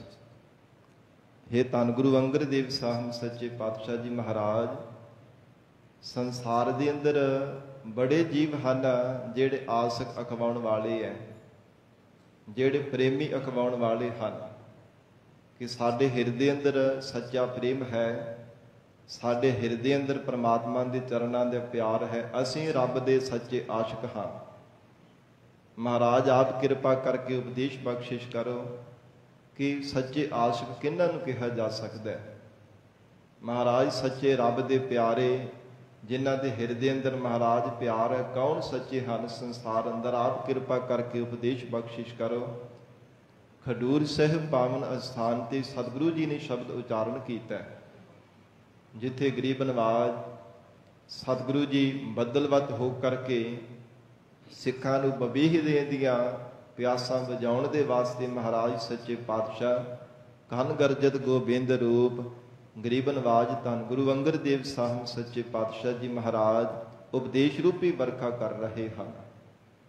ਔਰ ਸਤ ਸੰਗਤ ਦੇ ਜਿਵੇਂ ਵਰਖਾ ਹੋਣੇ ਦੇ ਨਾਲ ਔੜ ਦੂਰ ਹੋ ਜਾਂਦੀ ਹੈ ਨਾ ਧਰਤੀ ਦੀ, ਫਿਰ ਬਨਸਪਤ ਵੱਧਦੀ ਫੁੱਲਦੀ ਹੈ, ਫੁੱਲ ਖਿੜਦੇ ਹਨ, ਜੀਵਾਂ ਨੂੰ ਸ਼ਾਂਤੀ ਮਿਲਦੀ ਹੈ। ਜਿਹੜੇ ਗਰਮੀ ਦੇ ਨਾਲ ਤਰਸ ਰਹੇ ਹੁੰਦੇ ਹੈ, ਗਰਮੀ ਦੇ ਕਰਕੇ ਤਪਸ਼ ਕਰਕੇ ਸੜ ਰਹੇ ਹੁੰਦੇ, ਉਹਨਾਂ ਨੂੰ ਸ਼ਾਂਤੀ ਮਿਲਦੀ ਹੈ। ਤੇ ਸਾਧ ਸੰਗਤ ਜੀ ਵਰਖਾ ਦੇ ਵਿੱਚ ਫਿਰ ਸਵਾਂਤੀ ਬੂੰਦ ਵੀ ਕਦੇ ਕਦੇ ਟਪਕਦੀ ਹੈ, ਜਿਹਨੂੰ ਨਛੱਤਰ ਦੀ ਬੂੰਦ ਕਿਹਾ ਜਾਂਦਾ ਹੈ। ਉਹ ਜਿਸ ਬਬੀਹੇ ਨੂੰ ਪ੍ਰਾਪਤ ਹੋ ਜਾਂਦੀ ਹੈ ਉਹਦੀ ਪਿਆਸ ਬੁੱਝ ਜਾਂਦੀ ਹੈ। ਔਰ ਇਸ ਪ੍ਰਕਾਰ ਮਹਾਰਾਜ ਬਦਦ ਰੂਪ ਹੋ ਕਰਕੇ ਉਪਦੇਸ਼ ਬਖਸ਼ਿਸ਼ ਕਰ ਰਹੇ ਹੈ, ਉਪਦੇਸ਼ ਦੀ ਵਰਖਾ ਕਰਦੇ ਹਨ। ਜਿਹੜੇ ਗੁਰਸਿੱਖ ਮਨ ਵਿੱਚ ਭਾਵਨਾ ਬਣਾ ਕਰਕੇ ਮਹਾਰਾਜ ਸੱਚੇ ਪਾਤਸ਼ਾਹ ਸਤਿਗੁਰੂ ਜੀ ਦਾ ਉਪਦੇਸ਼ ਸ਼ਰਧਾ ਵਿਸ਼ਵਾਸ ਰੂਪੀ ਕੰਨਾਂ ਦੇ ਨਾਲ ਸਰਵਣ ਕਰਦੇ ਹਨ ਤੇ ਇਹਨਾਂ ਦੇ ਮਨ ਦੇ ਵਿੱਚੋਂ ਸਾਧ ਸੰਗਤ ਜੀ ਵਿਕਾਰਾਂ ਦੀ ਜਿਹੜੀ ਤਪਸ਼ ਹੈ ਦੂਰ ਹੋ ਜਾਂਦੀ ਹੈ, ਤ੍ਰਿਸ਼ਨਾ ਦੀ ਅੱਗ ਬੁਝ ਜਾਂਦੀ ਹੈ ਸਤਿਗੁਰਾਂ ਦੇ ਉਪਦੇਸ਼ ਰੂਪੀ ਜਲ ਨੂੰ ਧਾਰਨ ਕਰਨ ਨਾਲ। ਔਰ ਸਾਧ ਸੰਗਤ ਜੀ ਮੁਕਤੀ ਰੂਪ ਜਿਹੜੇ ਗਿਆਨ ਦੀ ਪ੍ਰਾਪਤੀ ਹੈ ਨਾ, ਕਿਸੇ ਵਿਰਲੇ ਵਿਬੀਹੇ ਦੀ ਤਰ੍ਹਾਂ ਗੁਰਸਿੱਖਾਂ ਨੂੰ ਪ੍ਰਾਪਤ ਹੁੰਦੀ ਹੈ। ਜੋ ਸਤਿਗੁਰੂ ਜੀ ਨੂੰ ਬੜੇ ਪਿਆਰ ਦੇ ਨਾਲ ਯਾਦ ਕਰਦੇ ਆ, ਹਿਰਦੇ ਅੰਦਰ ਗਿਆਨ ਦਾ ਪ੍ਰਕਾਸ਼ ਹੋ ਜਾਂਦਾ ਹੈ, ਫਿਰ ਉਹ ਮੁਕਤੀ ਰੂਪ ਸ਼ਾਂਤੀ ਰੂਪ ਗੋਂਦ ਨੂੰ ਪ੍ਰਾਪਤ ਕਰ ਲੈਂਦੇ ਹਨ। ਐਸੇ ਗਰੀਬ ਨਵਾਜ ਧੰਨ ਗੁਰੂ ਅੰਗਦ ਦੇਵ ਸਾਹਿਬ ਸੱਚੇ ਪਾਤਸ਼ਾਹ ਮਹਾਰਾਜ ਹਜੂਰ ਨੇ ਪਾਵਨ ਸ਼ਬਦ ਰਾਹੀਂ ਉਪਦੇਸ਼ ਬਖਸ਼ਿਸ਼ ਕੀਤਾ ਹੈ। ਸਤਿਗੁਰੂ ਜੀ ਫਰਮਾਉਂਦੇ ਹਨ, ਇਹ ਕਿਨੇਹੀ ਆਸ ਕੀ। ਹਜੂਰ ਕਹਿੰਦੇ ਹਨ ਕਿ ਇਹ ਕਿੱਦਾਂ ਦੀ ਆਸਕੀ ਹੈ, ਇਹ ਗੁਰਸਿੱਖੋ ਇਹ ਕਿੱਦਾਂ ਦਾ ਪਿਆਰ ਹੈ, ਇਹ ਕਿਹੋ ਜਿਹਾ ਸੰਸਾਰ ਦਾ ਪ੍ਰੇਮ ਹੈ। ਦੂਜਾ ਲੱਗਾ ਜਾਏ। ਕਿ ਇੱਕ ਪਾਸੇ ਮਨੁੱਖ ਆਖਦਾ ਪਿਆ ਹੈ ਕਿ ਮੈਂ ਸੱਚਾ ਆਸ਼ਿਕ ਹਾਂ ਰੱਬ ਦਾ, ਮੇਰੇ ਅੰਦਰ ਸੱਚਾ ਪਿਆਰ ਹੈ ਪਰਮਾਤਮਾ ਦਾ, ਪਰ ਦੂਜਾ ਲੱਗਿਆ ਜਾਏ, ਦੂਜੇ ਭਾਵ ਦਵੈਸ਼ ਸੰਸਾਰ ਦੇ ਵਿੱਚ ਵੀ ਜਾ ਕਰਕੇ ਲੱਗਾ ਹੋਇਆ। ਦੂਜਾ ਨਾਮ ਦਵੈਸ਼ ਦਾ ਹੈ ਤੇ ਦਵੈਸ਼ ਸੰਸਾਰ ਨੂੰ ਕਿਹਾ ਜਾਂਦਾ ਹੈ। ਭਾਵ ਇੱਕ ਪਾਸੇ ਕਹਿੰਦਾ ਕਿ ਮੈਂ ਰੱਬ ਦਾ ਪਿਆਰਾ, ਮੇਰੇ ਹਿਰਦੇ ਅੰਦਰ ਪਰਮਾਤਮਾ ਦਾ ਪਿਆਰ ਲੱਗਾ ਹੈ, ਪਰ ਦੂਜੇ ਪਾਸੇ ਮਹਾਰਾਜ ਕਹਿੰਦੇ ਚਿੱਤ ਬਿਰਤੀ ਨੂੰ ਸੰਸਾਰ ਦੇ ਵਿੱਚ ਵੀ ਜੋੜ ਕੇ ਰੱਖਦਾ। ਇਹ ਕਿੱਦਾਂ ਦਾ ਪਿਆਰ ਹੈ, ਇਹ ਕਿੱਦਾਂ ਦਾ ਆਸ਼ਿਕ ਹੈ, ਇਹ ਕਿੱਦਾਂ ਦੀ ਆਸ਼ਕੀ ਹੈ ਸੰਸਾਰ ਦੇ ਅੰਦਰ। ਮਹਾਰਾਜ ਸਤਿਗੁਰੂ ਨਾਨਕ ਦੇਵ ਸਾਹਿਬ ਮਹਾਰਾਜ ਸਾਹਿਬ ਜੀ ਦੇ ਦੂਜੇ ਸਰੂਪ ਧੰਨ ਗੁਰੂ ਅੰਗਦ ਦੇਵ ਸਾਹਿਬ ਜੀ ਮਹਾਰਾਜ ਹਜੂਰ ਨੇ ਸਿੱਖਾਂ ਦੇ ਬੇਨਤੀ ਕਰਨੇ ਤੇ ਵਚਨ ਕੀਤਾ, ਕਹਿੰਦੇ ਗੁਰਸਿੱਖੋ ਇਹ ਕਿੱਦਾਂ ਦਾ ਪਿਆਰ ਹੈ, ਇਹ ਕਿਹੋ ਜਿਹੀ ਸੰਸਾਰ ਦੀ ਆਸ਼ਕੀ ਹੈ। ਨਾਨਕ ਆਸਕ ਕਾਂਢੀਐ। ਫਿਰ ਬੇਨਤੀ ਕੀਤੀ ਮਹਾਰਾਜ ਕਿਹਨਾਂ ਨੂੰ ਸੱਚੇ ਆਸ਼ਿਕ ਕਿਹਾ ਜਾ ਸਕਦਾ ਹੈ। ਧੰਨ ਗੁਰੂ ਅੰਗਦ ਦੇਵ ਸਾਹਿਬ ਮਹਾਰਾਜ ਕਹਿੰਦੇ ਹਨ, ਉਹੋ ਹੀ ਸੰਸਾਰ ਦੇ ਵੀ ਸੱਚੇ ਆਸ਼ਿਕ ਕਹੀਦੇ ਹਨ। ਕਾਂਡੀਏ ਕੱਢੇ ਜਾ ਸਕਦੇ ਸੰਸਾਰ ਦੇ ਝੂਠੇ ਆਸ਼ਿਕਾਂ ਤੋਂ, ਉਹੋ ਹੀ ਸੱਚੇ ਪ੍ਰੇਮੀ ਕਹੀਦੇ ਹਨ। ਸਦ ਹੀ ਰਹਿ ਸਮਾਏ। ਜੇ ਸਦਾ ਹੀ ਪਰਮਾਤਮਾ ਦੇ ਪਿਆਰ ਦੇ ਵੀ ਸਮਾਈ ਰਹਿਣਾ, ਤਿਨਾਂ ਨੂੰ ਸੱਚੇ ਪ੍ਰੇਮੀ ਕਹੀਦਾ ਹੈ। ਜਿਵੇਂ ਹਜੂਰ ਦਾ ਗੁਰਬਾਣੀ ਵਿੱਚ ਮੁੱਖ ਵਾਕ ਹੈ, ਮਹਾਰਾਜ ਕਹਿੰਦੇ ਜਿਨ੍ਹਾਂ ਦਾ ਦਿਲੀ ਪਿਆਰ ਹੁੰਦਾ ਨਾ ਪਰਮਾਤਮਾ ਦੇ ਚਰਨਾਂ ਵਿੱਚ, ਉਹ ਅਸਲ ਦੇ ਵਿੱਚ ਪਰਮਾਤਮਾ ਦੀਆਂ ਨਜ਼ਰਾਂ ਵਿੱਚ ਸੱਚੇ ਗਿਣੇ ਜਾਂਦੇ ਹਨ। ਇੱਕ ਉਹ ਹਨ ਸੰਸਾਰ ਦੇ ਅੰਦਰ ਜਿਨ੍ਹਾਂ ਦੇ ਮੁਖ ਵਿੱਚ ਕੁਝ ਹੋਰ ਹੈ ਤੇ ਮਨ ਵਿੱਚ ਕੁਝ ਹੋਰ ਹੈ।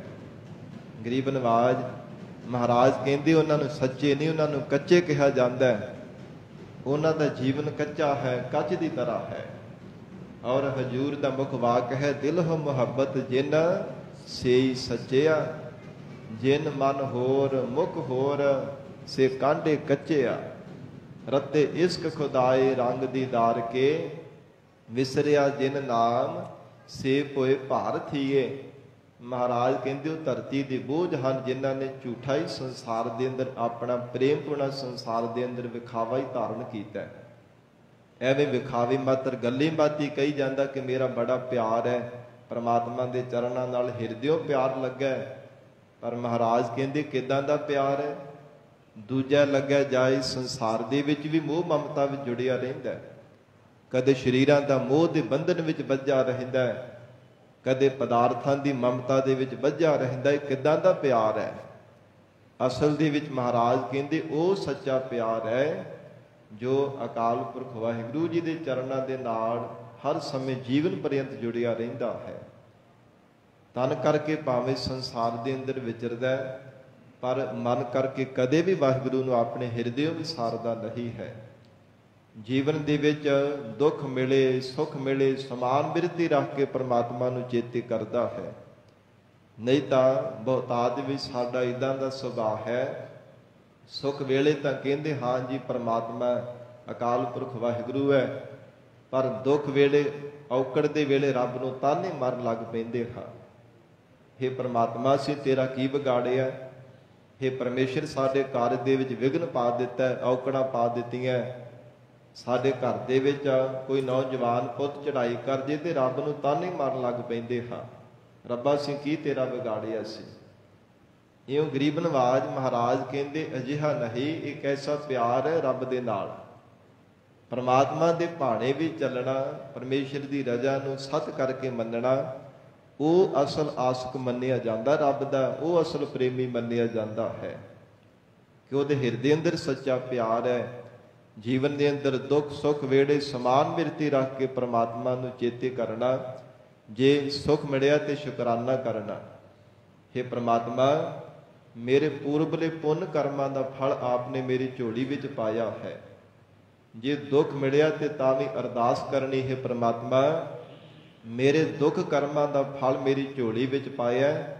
हे ਅਕਾਲ ਪੁਰਖ ਵਾਹਿਗੁਰੂ, ਜਿਹੜੇ ਮੈਂ ਪਾਪ ਕਰਮ ਕਰਦਾ ਰਿਹਾ ਉਹਨਾਂ ਪਾਪਾਂ ਦਾ ਫਲ ਮੇਰੀ ਝੋਲੀ ਵਿੱਚ ਦੁੱਖ ਰੂਪ ਦੇ ਵਿੱਚ ਆਪਨੇ ਪਾ ਦਿੱਤਾ, ਤਾਂ ਵੀ ਅਰਦਾਸ ਕਰਨੀ ਤੇ ਹਰ ਵੇਲੇ ਪਰਮੇਸ਼ਰ ਦਾ ਸ਼ੁਕਰਾਨਾ ਕਰਦੇ ਰਹਿਣਾ। ਹੈ ਪ੍ਰਮਾਤਮਾ, ਫਿਰ ਵੀ ਆਪਨੇ ਮੇਰੇ ਤੇ ਤਰਸ ਕੀਤਾ ਹੀ ਹੈ ਨਾ, 84 ਲੱਖ ਜੂਨਾਂ ਤੋਂ ਕੱਢ ਕੇ ਮੈਨੂੰ ਮਾਨਸ ਜੀਵਨ ਬਖਸ਼ਿਸ਼ ਕੀਤਾ, ਮੈਨੂੰ ਸਿੱਖਾਂ ਦੇ ਘਰ ਵਿੱਚ ਜਨਮ ਦਿੱਤਾ।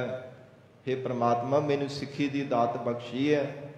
ਇਹ ਮਹਾਰਾਜ ਕਹਿੰਦੇ ਜੋ ਗੁਰਸਿੱਖ ਵਾਹਿਗੁਰੂ ਦਾ ਹਰ ਸਮੇਂ ਸ਼ੁਕਰਾਨਾ ਕਰਦਾ ਹੈ, ਉਹ ਅਸਲ ਦੇ ਵੀ ਸੱਚਾ ਪ੍ਰੇਮੀ ਮੰਨਿਆ ਜਾਂਦਾ ਹੈ। ਪਰ ਮਹਾਰਾਜ ਕਹਿੰਦੇ ਉਹ ਕਿੱਦਾਂ ਦਾ ਪਿਆਰ ਹੈ ਜਿਹੜਾ ਸੰਸਾਰ ਦੇ ਨਾਲ ਹੀ ਜੁੜੇ ਰਹਿਣਾ। ਨਾਨਕ ਆਸ ਕਾਂਢੀਐ ਸਦ ਹੀ ਰਹਿ ਸਮਾਏ, ਸਦਾ ਹੀ ਪ੍ਰਮਾਤਮਾ ਦੇ ਚਰਨਾਂ ਵਿੱਚ ਚਿਤ ਬਿਰਤੀ ਕਰਕੇ ਸਮਾਏ ਰਹਿਣਾ।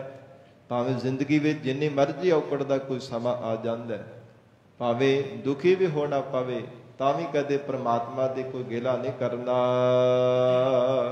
ਚੰਗਾ ਚੰਗਾ ਕਰ ਮੰਨੇ, ਪਰ ਸੰਸਾਰ ਦੀ ਰੀਤੀ ਅਜਿਹੀ ਹੈ, ਜੇ ਪ੍ਰਮਾਤਮਾ ਚੰਗਾ ਕਰਦਾ ਜੀਵਨ ਦੇ ਅੰਦਰ, ਕਹਿੰਦੇ ਜੀ ਪ੍ਰਮਾਤਮਾ ਚੰਗਾ ਹੈ, ਅਕਾਲ ਪੁਰਖ ਵਾਹਿਗੁਰੂ ਬੜਾ ਭਲਾ ਹੈ, ਬਹੁਤ ਚੰਗਾ ਹੈ ਪਰਮੇਸ਼ਰ। ਮੰਦਾ ਮੰਦਾ ਹੋਏ, ਪਰ ਮਹਾਰਾਜ ਕਹਿੰਦੇ ਜਿਹੜੇ ਜੀਵ ਦਾ ਸੁਭਾਅ ਹੈ ਨਾ, ਕੋਈ ਜੀਵਨ ਵਿੱਚ ਔਕੜ ਆ ਜਾਵੇ ਤੇ ਕਹਿਣਾ ਕਿ ਰੱਬ ਮੰਦਾ ਹੈ, ਰੱਬ ਤੇ ਹੈ ਹੀ ਨਹੀਂ, ਪਤਾ ਨਹੀਂ ਕਿੱਥੇ ਚਲਾ ਗਿਆ।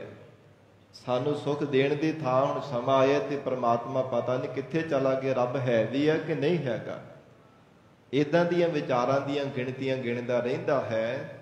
ਪਰ ਹਜੂਰ ਕਹਿੰਦੇ ਚੰਗਾ ਚੰਗਾ ਕਰ ਮੰਨੇ, ਮੰਦਾ ਮੰਦਾ ਹੋਏ। ਇੱਕ ਉਹ ਸੰਸਾਰ ਦੇ ਪ੍ਰੇਮੀ ਹਨ, ਜੇ ਉਹਨਾਂ ਦੇ ਨਾਲ ਕੋਈ ਚੰਗਾ ਵਰਤਾਰਾ ਕਰਦਾ ਤੇ ਉਹਦੇ ਨਾਲ ਚੰਗਾ ਹੀ ਵਰਤਦੇ ਆ। ਜੇ ਕੋਈ ਮੰਦਾ ਵਰਤਾਰਾ ਵਰਤਦਾ ਜੀਵਨ ਦੇ ਅੰਦਰ, ਮੰਦਾ ਵਿਵਹਾਰ ਕਰਦੇ ਤੇ ਉਹ ਨਾਲ ਫਿਰ ਮੰਦਾ ਵਿਵਹਾਰ ਕਰਨ ਲੱਗ ਪੈਂਦੇ ਹਨ। ਮਹਾਰਾਜ ਕਹਿੰਦੇ ਇਹ ਵੀ ਅਸਲ ਪ੍ਰੇਮੀ ਨਹੀਂ ਪਰਮਾਤਮਾ ਦੇ।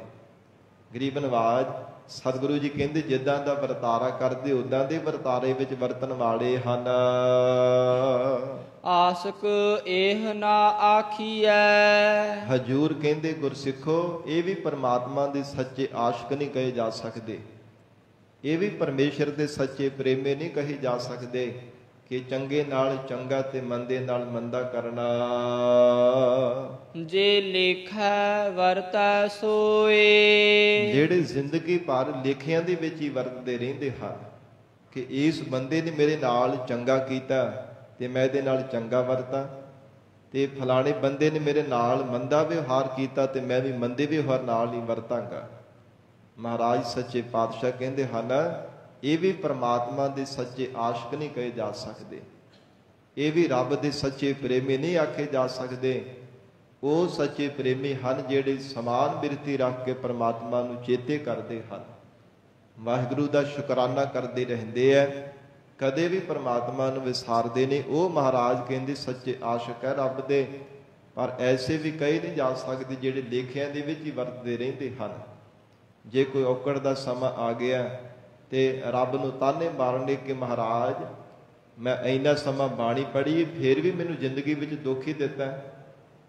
ਜੇ ਕੋਈ ਔਕੜ ਦਾ ਸਮਾਂ ਬਣ ਗਿਆ, ਕੋਈ ਦੁੱਖ ਲੱਗ ਗਿਆ ਨਾ ਸਰੀਰ ਤੇ ਆ ਕੇ, ਤੇ ਆਖਣਾ ਮਹਾਰਾਜ ਮੈਂ ਨਹੀਂ ਬਾਣੀ ਪੜ੍ਹਨੀ, ਨਿਤਨੇਮ ਕਰਨਾ ਵੀ ਅਸੀਂ ਛੱਡ ਦਿੰਦੇ ਆ ਕਿ ਇੰਨੀ ਬਾਣੀ ਪੜ੍ਹਨ ਦਾ ਕੀ ਫਾਇਦਾ ਜੇ ਦੁੱਖ ਹੀ ਲੱਗਣੇ ਆ ਤਾਂ। ਪਰ ਸਾਧ ਸੰਗਤ ਜੀ ਇਹ ਜਿਹੜਾ ਸੁਭਾਅ, ਇਹ ਵਿਚਾਰ, ਇਹ ਮਨਮੁਖਾਂ ਦੇ ਸੁਭਾਅ ਹਨ। ਗੁਰਮੁਖਾਂ ਦਾ ਸੁਭਾਅ ਇਦਾਂ ਦਾ ਹੈ ਕਿ ਜੇਕਰ ਗੁਰਬਾਣੀ ਪੜ੍ਹਦੇ ਐਵੇਂ ਕੋਈ ਜੀਵਨ ਦੇ ਅੰਦਰ ਕੋਈ ਕਸ਼ਟ ਆ ਜਾਂਦਾ ਹੈ ਨਾ, ਕੋਈ ਦੁੱਖ ਲੱਗਦਾ ਹੈ, ਸਗੋਂ ਸ਼ੁਕਰਾਨਾ ਕਰਦੇ ਨੇ, ਮਹਾਰਾਜ ਕੀ ਪਤਾ ਕਿੰਨਾ ਵੱਡਾ ਦੁੱਖ ਸੀ ਆਪ ਨੇ ਥੋੜੇ ਵਿੱਚ ਭੁਗਤਾ ਦਿੱਤਾ ਹੈ। ਜ਼ਿੰਦਗੀ ਵਿੱਚ ਕੀ ਪਤਾ ਕਿੱਡਾ ਵੱਡਾ ਕਸ਼ਟ ਪੈਣਾ ਸੀ ਮੇਰੇ ਉੱਪਰ, ਜੇ ਨਾ ਗੁਰਬਾਣੀ ਪੜ੍ਹਦਾ, ਨਾ ਸਿਮਰਨ ਕਰਦਾ ਹੁੰਦਾ, ਨਾ ਸਤ ਸੰਗਤ ਵਿੱਚ ਆ ਕੇ ਜੁੜਦਾ ਹੁੰਦਾ, ਤੇ ਮਹਾਰਾਜ ਪਤਾ ਨਹੀਂ ਕਿੰਨੀ ਵੱਡੀ ਬਿਪਤਾ ਮੇਰੇ ਤੇ ਬਣਨੀ ਸੀ। ਇਹ ਗੁਰਮੁਖਾਂ ਦਾ ਸੁਭਾਅ ਹੈ, ਇਹ ਗੁਰਮਤਿ ਦੀ ਵਿਚਾਰ ਹੈ। ਮਨਮੱਖਾਂ ਦੀ ਜਿਹੜੀ ਮਨਮੱਤਾਂ ਕਰਕੇ ਵਿਚਾਰ ਹੁੰਦੀ, ਰੱਬ ਨੂੰ ਤਾਨੇ ਮਨ ਲੱਗ ਪੈਂਦੇ ਨੇ, ਡੱਬਾ ਕਿੱਥੇ ਚਲ ਗਿਆ, ਸਾਰੇ ਦੁੱਖ ਸਾਡੇ ਵਾਸਤੇ ਹੀ ਹੈ, ਸਾਰੀ ਬਿਪਤਾ ਸਾਡੀ ਜ਼ਿੰਦਗੀ ਵਿੱਚ ਹੀ ਪਾਉਣੀਆਂ ਸੀ। ਉਹ ਇਦਾਂ ਦੇ ਸੁਭਾਅ ਕਰਕੇ ਵਿਚਾਰਾਂ ਕਰਦੇ ਤੇ ਰੱਬ ਤੇ ਗਿਲਾ ਕਰਦੇ, ਸ਼ਿਕਵਾ ਕਰਦੇ ਰਹਿੰਦੇ ਹਨ। ਪਰ ਮਹਾਰਾਜ ਕਹਿੰਦੇ ਜੇ ਲੇਖਾ ਵਰਤੈ ਸੋ, ਜਿਹੜਾ ਇਦਾਂ ਦੇ ਲੇਖਿਆਂ ਵਿੱਚ ਹੀ ਵਰਤਦਾ ਰਹਿੰਦਾ ਹੈ ਨਾ ਕਿ ਪ੍ਰਮਾਤਮਾ ਮੈਂ ਇੰਨੀਆਂ ਮਾਲਾਂ ਫੇਰ ਲਈਆਂ ਤੇ ਮੈਨੂੰ ਅਜੇ ਤੱਕ ਦਾਤ ਕਿਉਂ ਨਹੀਂ ਤੂੰ ਦਿੱਤੀ, ਇੰਨੇ ਪਾਠ ਮੈਂ ਕਰ ਲਏ ਹੈ ਜਪਜੀ ਸਾਹਿਬ ਦੇ, ਇੰਨੇ ਸੁਖਮਨੀ ਸਾਹਿਬ ਦੇ ਪਾਠ ਕਰ ਲਏ ਹੈ, ਇੰਨੇ ਆਸਾ ਕੀ ਵਾਰ ਦੇ ਪਾਠ ਕਰ ਲਏ ਹੈ, ਤੇ ਪ੍ਰਮਾਤਮਾ ਤੂੰ ਫੇਰ ਵੀ ਮੇਰੇ ਅਜੇ ਤੱਕ ਆਸ ਨਹੀਂ ਪੂਰੀ ਕੀਤੀ। ਕਿ ਮਹਾਰਾਜ ਕਹਿੰਦੇ ਇਦਾਂ ਦੇ ਲੇਖਿਆਂ ਵਿੱਚ ਪੈਣ ਵਾਲੇ ਵੀ ਰੱਬ ਦੇ ਸੱਚੇ ਆਸ਼ਿਕ ਨਹੀਂ ਕਹੇ ਜਾ ਸਕਦੇ, ਪ੍ਰਮਾਤਮਾ ਦੇ ਸੱਚੇ ਪ੍ਰੇਮੀ ਨਹੀਂ ਹੈ। ਅਕਾਲ ਪੁਰਖ ਵਾਹਿਗੁਰੂ ਦੀ ਰਜ਼ਾ ਵਿੱਚ ਚੱਲਣ ਵਾਲਾ ਹੀ ਸੱਚਾ ਪ੍ਰੇਮੀ ਮੰਨਿਆ ਜਾਂਦਾ ਹੈ, ਕਿਉਂਕਿ ਭਿਖਾਰੀ ਦਾ ਕੋਈ ਜ਼ੋਰ ਥੋੜਾ ਹੁੰਦਾ। ਜੇ ਮੰਨ ਲਓ ਕਿ ਕੋਈ ਨੌਕਰ ਸਾਧ ਸੰਗਤ ਦੀ ਸੇਵਾ ਕਰਦਾ ਹੈ, ਚਾਕਰੀ ਕਰਦਾ ਹੈ, ਕੋਈ ਚਾਕਰ ਹੈ, ਤੇ ਜੇ ਮਾਲਕ ਨੂੰ ਜਬਰਨ ਕਹੇ ਕਿ ਮੈਨੂੰ ਇਵੇਂ ਚਾਹੀਦਾ, ਮਾਲਕ ਦੇ ਨਾਲ ਹੁਕਮ ਤਾਂ ਨਹੀਂ ਨਾ ਚੱਲ ਸਕਦਾ। ਬੇਨਤੀ ਕੀਤੀ ਜਾ ਸਕਦੀ ਹੈ ਨਾ, ਅਰਦਾਸ ਕੀਤੀ ਜਾ ਸਕਦੀ ਹੈ ਨਾ, ਉਹ ਮਾਲਕ ਦਾ ਸੁਭਾਅ ਹੈ। ਮਾਲਕ ਨੂੰ ਪਤਾ ਹੈ ਇਹਨੂੰ ਦਾਤ ਦੇਣੀ ਹੈ ਕਿ ਨਹੀਂ ਦੇਣੀ, ਮਾਲਕ ਨੂੰ ਪਤਾ ਹੁੰਦਾ ਕਿ ਕਿੰਨੀ ਕੁ ਦਾਤ ਲੈਣ ਦੇ ਇਹ ਯੋਗ ਹੈ। ਮਹਾਰਾਜ ਕਹਿੰਦੇ ਐਸਾ ਗੁਰਮੁਖਾਂ ਦਾ ਸੁਭਾਅ ਹੁੰਦਾ ਹੈ। ਪਰ ਜਿਹੜੇ ਮਨਮੁਖ ਜੀਵ ਹਨ ਉਹ ਆਪਾ ਜਣਾਉਣ ਦੇ ਵਾਸਤੇ ਬਾਰ-ਬਾਰ ਹੰਕਾਰ ਕਰਦੇ ਹੈ। ਪਰ ਮਹਾਰਾਜ ਕਹਿੰਦੇ ਗੁਰਸਿੱਖੋ ਇਵੇਂ ਲੇਖਿਆਂ ਵਿੱਚ ਪੈਣ ਵਾਲੇ ਰੱਬ ਦੇ ਸੱਚੇ ਆਸ਼ਿਕ ਨਹੀਂ ਕਹੇ ਜਾ ਸਕਦੇ। ਮਹੱਲਾ ਦੂਜਾ। ਸਲਾਮ ਜਵਾਬ ਦੋਵੈ ਘਰੇ। ਜਿਵੇਂ ਸਾਧ ਸੰਗਤ ਜੀ ਕੋਈ ਚਾਕਰ ਸੇਵਾ ਕਰਦਾ, ਚਾਕਰੀ ਕਰਦਾ ਪਿਆ ਆਪਣੇ ਮਾਲਕ ਦੇ ਕੋਲ, ਉਹ ਸਲਾਮਾਂ ਵੀ ਕਰਦਾ, ਨਮਸਕਾਰਾਂ ਵੀ ਕਰਦਾ, ਆ ਕਰਕੇ ਨਮਸਕਾਰ ਕਰਦਾ ਹੈ ਮਾਲਕ ਦੇ ਅੱਗੇ, ਝੁਕ ਕਰਕੇ ਨਮਸਕਾਰ ਕਰਦਾ, ਨਤਮਸਤਕ ਹੁੰਦਾ। ਤੇ ਫਿਰ ਜੇਕਰ ਮਾਲਕ ਕੋਈ ਬਚਨ ਕਰਦਾ, ਕੋਈ ਸੇਵਾ ਕਰਨ ਦੇ ਵਾਸਤੇ ਕਹਿੰਦਾ, ਤੇ ਅੱਗੋਂ ਫਿਰ ਇੱਕ ਦੀਆਂ ਚਾਰ ਸੁਣਾਉਂਦਾ, ਗੱਲਾਂ ਬਣਾ ਕਰਕੇ ਜਵਾਬ ਦਿੰਦਾ। ਸਲਾਮ ਜਵਾਬ ਦੋਵੇਂ ਕਰੇ। ਮਹਾਰਾਜ ਕਹਿੰਦੇ ਇੱਕ ਪਾਸੇ ਨਮਸਕਾਰਾਂ ਵੀ ਕਰੀ ਜਾਂਦਾ ਤੇ ਦੂਜੇ ਪਾਸੇ ਜਵਾਬ ਵੀ ਦੇਈ ਜਾਂਦਾ। ਜਿਵੇਂ ਕੋਈ ਮਹਾਤਮਾ ਸੀਗੇ, ਉਹ ਮੀਂਹ ਪੈਣ ਵਾਲਾ ਸੀ, ਕਹਿੰਦੇ ਕਿ ਬਾਹਰੋਂ ਮਿੱਟੀ ਲੈ ਕੇ ਆ ਕਿ ਉੱਪਰ ਛੱਤ ਦੇ ਲੇਪਣ ਕਰਨਾ, ਤੇ ਕਹਿੰਦਾ ਜੀ ਤੁਹਾਡੇ ਹੁੰਦੇ ਆ, ਮੈਂ ਜੇਕਰ ਇੱਥੋਂ ਛੱਡ ਕਰਕੇ ਜਾਵਾਂ ਤੇ ਮੇਰੇ ਤੇ ਲਾਹਨਤ ਹੈ। ਉਹ ਬੜਾ ਚਲਾਕ ਸੀ ਉਹਨਾਂ ਦਾ ਚੇਲਾ, ਨਮਸਕਾਰਾਂ ਵੀ ਬੜੀਆਂ ਕਰਦਾ ਸੀ। ਕਹਿੰਦਾ ਕਿ ਮੈਂ ਤੁਹਾਨੂੰ ਇੱਥੇ ਛੱਡ ਕਰਕੇ ਜਾਵਾਂ ਤੇ ਮੇਰੇ ਵਾਸਤੇ ਚੰਗਾ ਨਹੀਂ ਹੈ ਮਹਾਰਾਜ, ਇਸ ਕਰਕੇ ਮੈਂ ਜਾ ਨਹੀਂ ਸਕਦਾ। ਤੇ ਫਿਰ ਦੂਜਾ ਕੋਈ ਬਚਨ ਕੀਤਾ, ਉਹ ਵੀ ਟਾਲ ਮਟੋਲ ਕਰ ਦਿੱਤਾ। ਜਦੋਂ ਤੀਜਾ ਬਚਨ ਕੀਤਾ ਕਿ ਹੁਣ ਗਰਾਹੀ ਆ ਗਈ, ਗਜਾ ਆ ਗਿਆ, ਤੇ ਆ ਪਕਵਾਨ ਛਕੀਏ, ਲੰਗਰ ਛਕੀਏ, ਤੂੰ ਵੀ ਛਕ ਲੈ, ਤੇ ਫਿਰ ਨਹੀਂ ਮੋੜਿਆ। ਜਦੋਂ ਛਕਣ ਦੀ ਵਾਰੀ ਆਈ, ਕਹਿੰਦਾ ਮਹਾਤਮਾ ਜੀ ਇੱਕ ਬਚਨ ਵੀ ਟਾਲ ਦਿੱਤਾ, ਦੂਜਾ ਵੀ ਟਾਲ ਦਿੱਤਾ, ਜੇ ਤੀਜਾ ਬਚਨ ਵੀ ਮੈਂ ਤੁਹਾਡਾ ਟਾਲ ਦੇਵਾਂ ਤੇ ਮੇਰੇ ਜੀਵਨ ਨੂੰ ਧਿਰਕਾਰ ਹੈ। ਖਾਣ ਵੇਲੇ ਸਮੇਂ ਬਚਨ ਸਤ ਕਰਕੇ ਮੰਨਣਾ, ਤੇ ਸੇਵਾ ਦੇ ਸਮੇਂ ਆਖਣਾ ਕਿ ਨਹੀਂ ਤੁਹਾਡੇ ਹੁੰਦਿਆਂ ਏਦਾਂ ਕਰਾਂ ਮੈਂ। ਮਹਾਰਾਜ ਕਹਿੰਦੇ ਇਦਾਂ ਦੇ ਜਿਹੜਾ ਅੱਗੋਂ ਜਵਾਬ ਵੀ ਦੇਣਾ ਕਿਸੇ ਢੰਗ ਤਰੀਕੇ ਦੇ ਨਾਲ, ਸਲਾਮਾਂ ਵੀ ਕਰੀ ਜਾਣੀਆਂ, ਨਮਸਕਾਰਾਂ ਵੀ ਕਰੀ ਜਾਣੀਆਂ, ਸਲਾਮ ਜਵਾਬ ਦੋਵੇਂ ਕਰੇ, ਦੋਵੇਂ ਕੰਮ ਹੀ ਕਰੀ ਜਾਂਦਾ। ਇਦਾਂ ਦਾ ਜਿਹੜਾ ਕੋਈ ਚਾਕਰ ਬਣਦਾ ਹੈ। ਮੁੰਡੋ ਕੁਥਾ ਜਾਏ। ਮੁੰਡੋ ਕਹਿੰਦੇ ਮੂਲ ਮੁੱਢ ਤੋਂ ਜਾਣੋ ਕਿ ਉਹ ਖਾਲੀ ਜਾ ਰਿਹਾ ਹੈ, ਜ਼ਿੰਦਗੀ ਵਿੱਚ ਕੁਝ ਖੱਟ ਨਹੀਂ ਸਕਦਾ। ਨਾ ਕਦੇ ਇਦਾਂ ਦੇ ਚਾਕਰ ਨੇ, ਇਦਾਂ ਦੇ ਸੇਵਾਦਾਰ ਨੇ ਕਦੇ ਵੀ ਕੋਈ ਜ਼ਿੰਦਗੀ ਵਿੱਚ ਖੱਟਿਆ ਨਹੀਂ ਹੈ। ਜਿਵੇਂ ਗੁਰੂ ਘਰ ਦੇ ਵਿੱਚ ਵੀ ਮਹਾਰਾਜ ਸੱਚੇ ਪਾਤਸ਼ਾਹ ਦੇ ਚਰਨਾਂ ਦੇ ਪਾਸ ਰਹਿਣਾ, ਸਤਿਗੁਰੂ ਜੀ ਜੋ ਉਪਦੇਸ਼ ਬਖਸ਼ਿਸ਼ ਕਰਦੇ ਹੈ, ਤੇ ਉਹ ਗੁਰੂ ਕਾ ਬਚਨ ਸਤ ਕਰਕੇ ਨਾ ਮੰਨਣਾ। ਜਦੋਂ ਖਾਣ ਦਾ ਸਮਾਂ ਆਉਂਦਾ ਲੰਗਰ ਪ੍ਰਸ਼ਾਦ ਛਕਣੇ ਦਾ ਤੇ ਫਿਰ ਭੱਜ ਕਰਕੇ ਜਾਣਾ। ਮਹਾਰਾਜ ਸੱਚੇ ਪਾਤਸ਼ਾਹ ਕਹਿੰਦੇ ਹਨ ਇਦਾਂ ਦੇ ਜਿਹੜੇ ਗੁਰਸਿੱਖ ਆ ਨਾ, ਇਦਾਂ ਦੇ ਜੀਵ ਖਾਲੀ ਸੰਸਾਰ ਤੋਂ ਤੁਰ ਜਾਂਦੇ ਆ। ਉਹ ਕੁਝ ਵੀ ਖੱਟ ਕਰਕੇ ਨਹੀਂ ਸੰਸਾਰ ਤੋਂ ਜਾਂਦੇ। ਨਾਨਕ ਦੋਵੈ ਕੂੜੀਆ। ਧੰਨ ਸਤਿਗੁਰੂ ਸ੍ਰੀ ਗੁਰੂ ਅੰਗਦ ਦੇਵ ਸਾਹਿਬ ਮਹਾਰਾਜ ਸੱਚੇ ਪਾਤਸ਼ਾਹ ਕਹਿੰਦੇ ਦੋਵੇਂ ਗੱਲਾਂ ਉਹਦੀਆਂ ਕੂੜੀਆਂ ਝੂਠੀਆਂ ਹਨ। ਇੱਕ ਨਮਸਕਾਰ ਕਰਨੀ ਤੇ ਦੂਜਾ ਜਵਾਬ ਦੇਣਾ। ਇਹਨਾਂ ਦੋਵਾਂ ਦੇ ਵਿੱਚੋਂ ਕੁਝ ਵੀ ਖੱਟ ਨਹੀਂ ਸਕਦਾ। ਥਾਏ ਨਾ ਕਾਈ ਪਾਏ। ਮਹਾਰਾਜ ਕਹਿੰਦੇ ਕਿਸੇ ਵੀ ਥਾਂ ਤੇ ਢੋਈ ਨਹੀਂ ਪਾ ਸਕਦਾ ਜਿਹੜਾ ਇਦਾਂ ਦੀ ਚਾਕਰੀ ਕਰਦਾ। ਮਨ ਵਿੱਚ ਛਲ ਧਾਰਨ ਕਰਕੇ ਕਪਟੀ ਬਣ ਕੇ ਜੋ ਸੇਵਾ ਕਰਦਾ ਹੈ, ਜਵਾਬ ਵੀ ਆਪਣੇ ਮਾਲਕ ਨੂੰ ਦੇ ਜਾਂਦਾ।